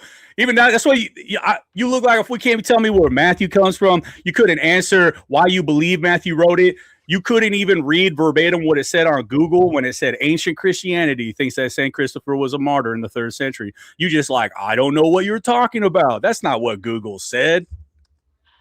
Are you serious, Alton? Oh, This is crazy, bro. All right, go for ahead, the brother. Maybe the 35 5 people more minutes, watching and your then channel we'll right just now. shut it down. Yeah, might as well. Might as well do it now. I don't even know where to go from here, bro. For the sake of an audience, just pull up Jesus Christ being crucified with the Orthodox picture or icon. So we're not making it up.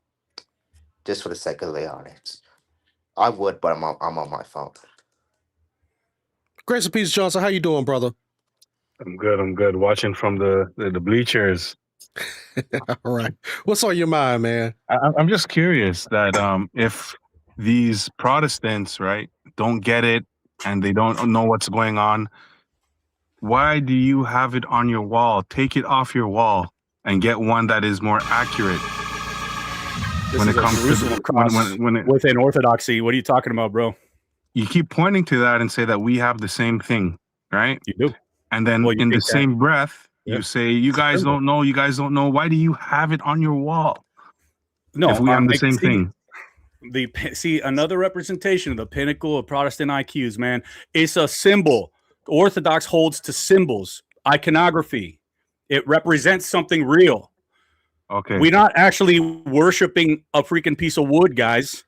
When Okay, we kiss it, we're honoring the person that it means. Okay, like so- when I kiss that picture of Christ, I'm kissing Christ. Let me say one thing out with there. intent. Go ahead. Go ahead, Justin. Go ahead. I'm gonna let you cook.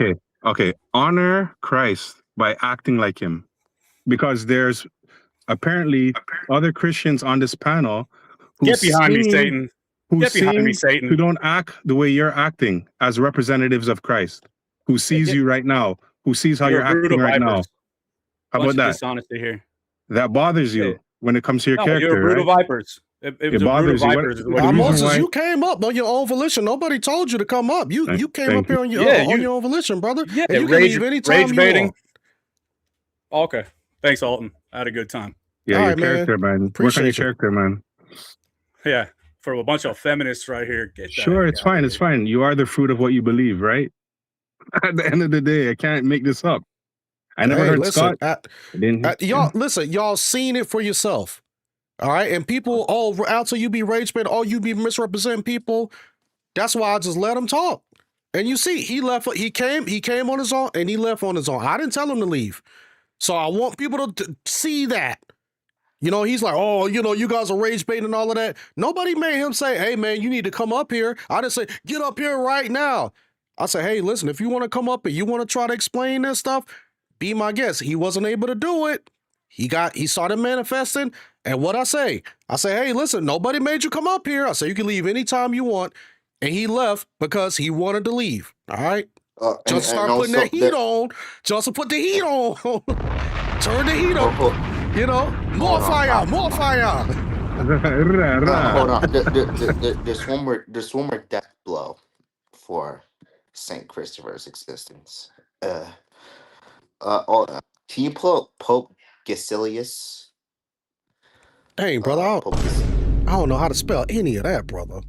Okay, he said Pope. No, it's Pope Basilius. All right, so you said pull up Pope Basilius. Well, you know the Orthodox are not going to hold to that. They're just going to hand wave and be like, "Hey, we ain't Roman Catholics anyway." Well, this is 5th century, so. All right, Pope who? How do you spell it? Is that me or is he? Wait, hold on. I want to. No. No, hold on. Does Orthodoxy hold to papal supremacy until they split from Catholicism? I would say they should. I mean, I anything don't before want to miss. 1054, Okay. yeah. Anything before 1054, they were in lockstep with the Roman Okay. Catholic Church, according to them. Okay. So I just don't want to misrepresent nobody. I'm just trying to make Right. sure, we're talking about this. Well, Misrepresent. one thing that's interesting, right, is Yeah, go that ahead, there is a Johnson. guy. I'm gonna not pronounce his name. His name is Alamanios, right? This guy lived in the 2nd to early 3rd century, and there was a cave, right, where people were basically mocking Jesus. They made his head look like a donkey, and guess what they drew that he was crucified on? Guess what they drew? Guess what the image looked like? Right. The cross. And this is one of the earliest 2nd to 3rd century. Even though they're dissing Jesus, for some reason they knew that Romans had that, the Romans, they had that style of punishment. And again, it may not be 99.9%, but it definitely was made of wood, one piece going up and another piece going across for their arms to be nailed to or held to. So it is the most accurate thing that he was crucified on. Whether and to you guys' point, because and he didn't want to let you finish.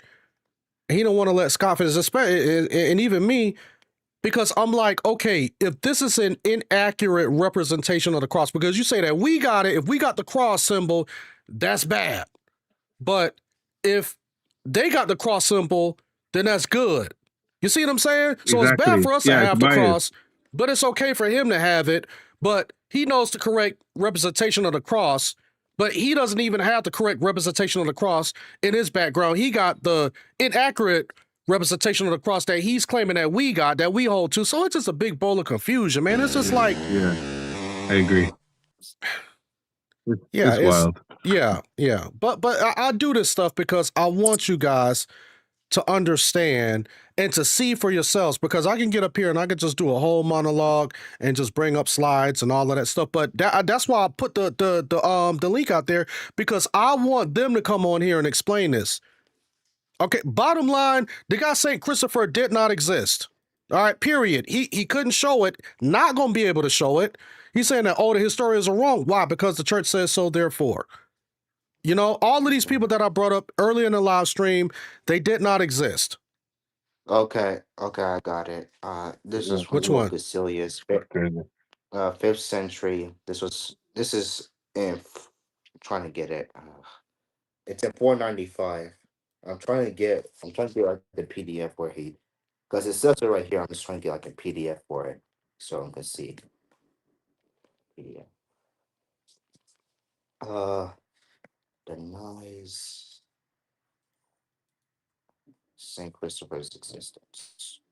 Hold on 1 second. Let me pull this up. That this was what you was pulling up earlier, Johnson. Let me see if I can put that on the screen.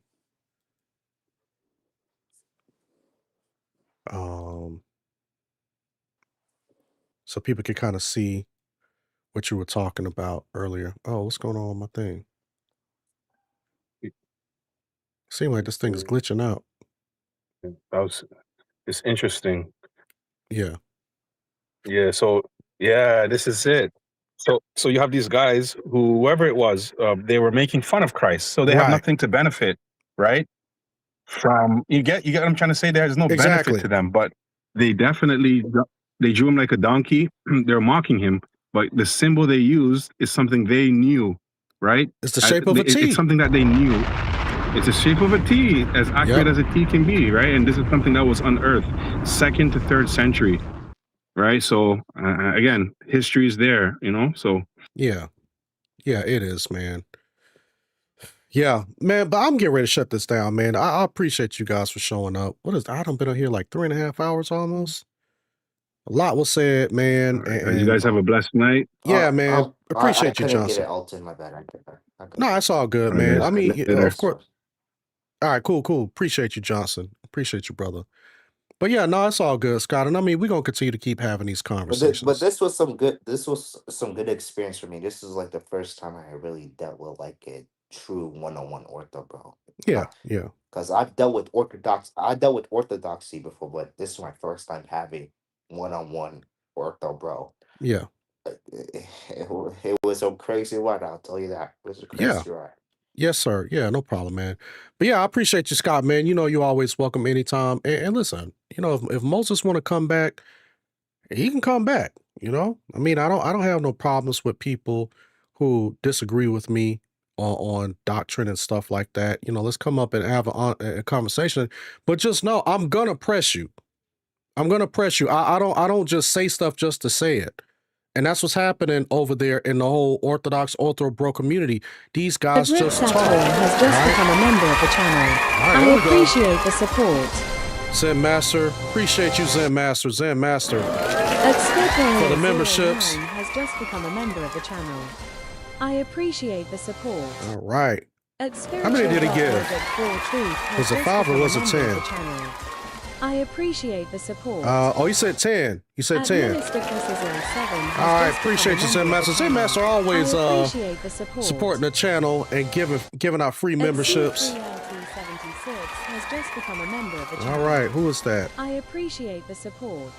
A whole bunch of people that's watching, but you know they ain't commenting. Shout out to you guys. I All right. appreciate the support. Who else? The Simple Gospel 1707 has Oh, the just Simple become a member Gospel. of the channel. All right, you got a I membership. appreciate the support. At Mercy Product has just become a member. Mercy of the channel. Product, I welcome, appreciate welcome. the support. Got a membership. Who else we got? At Vandal and Huey 2009 has just All right, become a what's member that? of the channel. I Van appreciate Hughley? the support. All At right. Ridley Research Labs has just become a member of the channel. There we I go. appreciate the support. That's what I'm talking about. Got anybody else?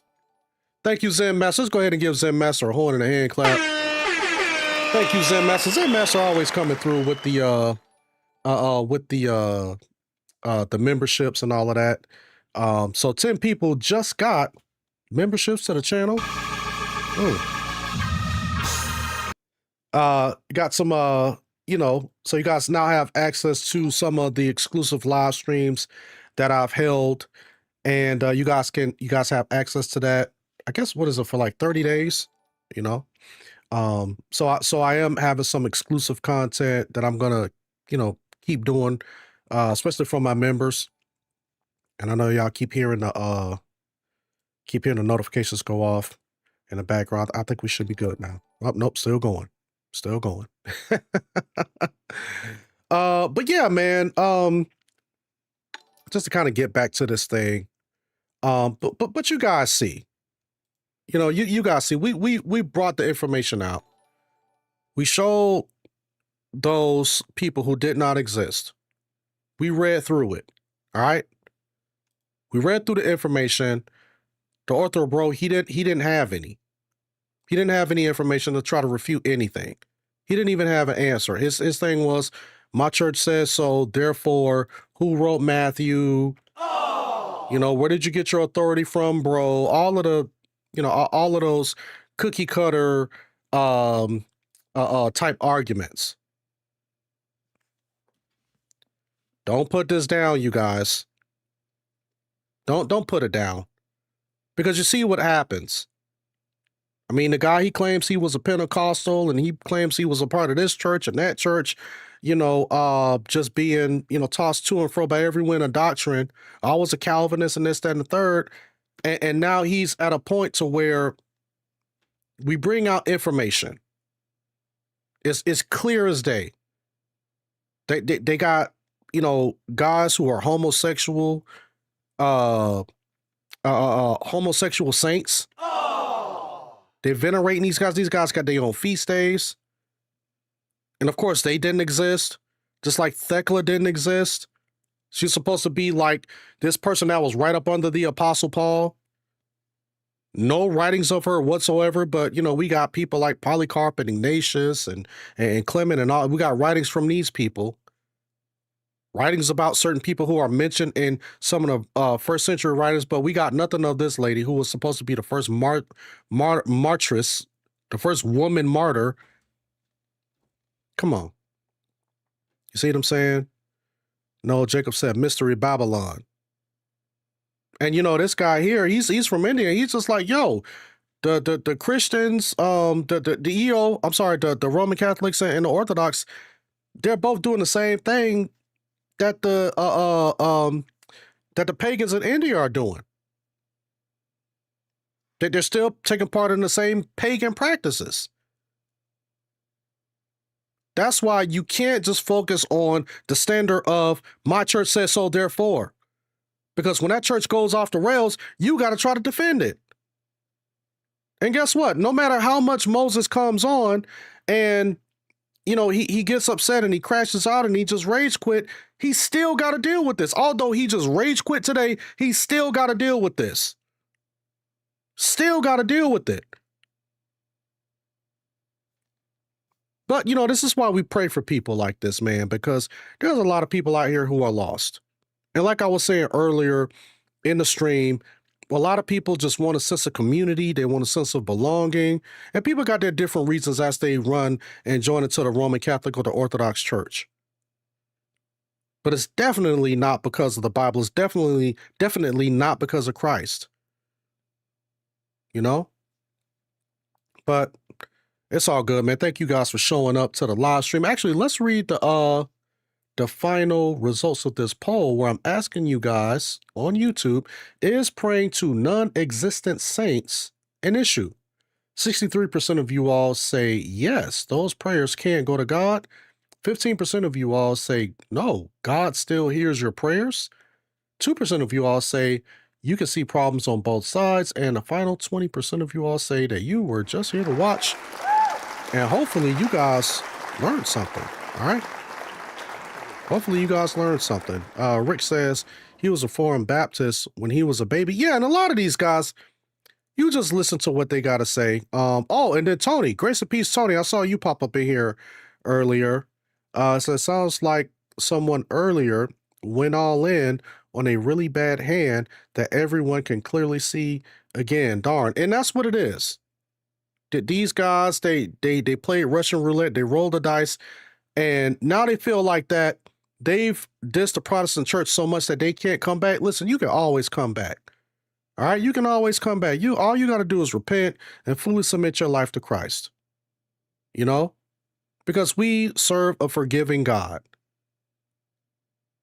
Put down that stuff, you know, because all it is that it's just Christianized idolatry. That's all it is. A lot of the stuff that we see within the Roman Catholic and the Orthodox churches, I'm sorry, but it's just Christianized idolatry. Just like there's a saint that they worship, and we brought that out earlier. I'm not worship or venerate. I'm trying to be fair. It's a saint that they venerate that is basically the remix of Buddha. It's just Buddha reincarnated. It's a Christian version of Buddha. Same exact story of Buddha, and they just stamp a Christian title on it. Come on, man. Don't put down the word of God. You know, don't put that book down. Read that book. All right? It's very, I'm telling you like this. Right now, we're living in crucial times. We're living in crucial times where people are being swayed by every wind of doctrine because everything is all online. All right? Everything is just all online and people can just pick and choose what they want to believe. So the gospel message is going to get smaller and smaller, and it's going to be more and more suppressed. But Jesus says that narrow is the way. Broad is the path that leads to destruction, but that narrow path, you guys, that narrow path, that's what leads to eternal life.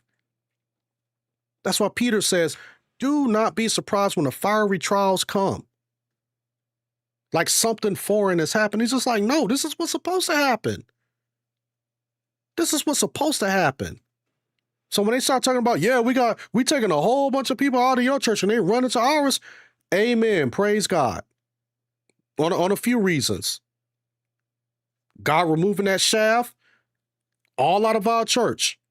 Removing all of those tares. You know? Get them up out of here. You know, Christ is going to keep his own. And that's what we believe. All right?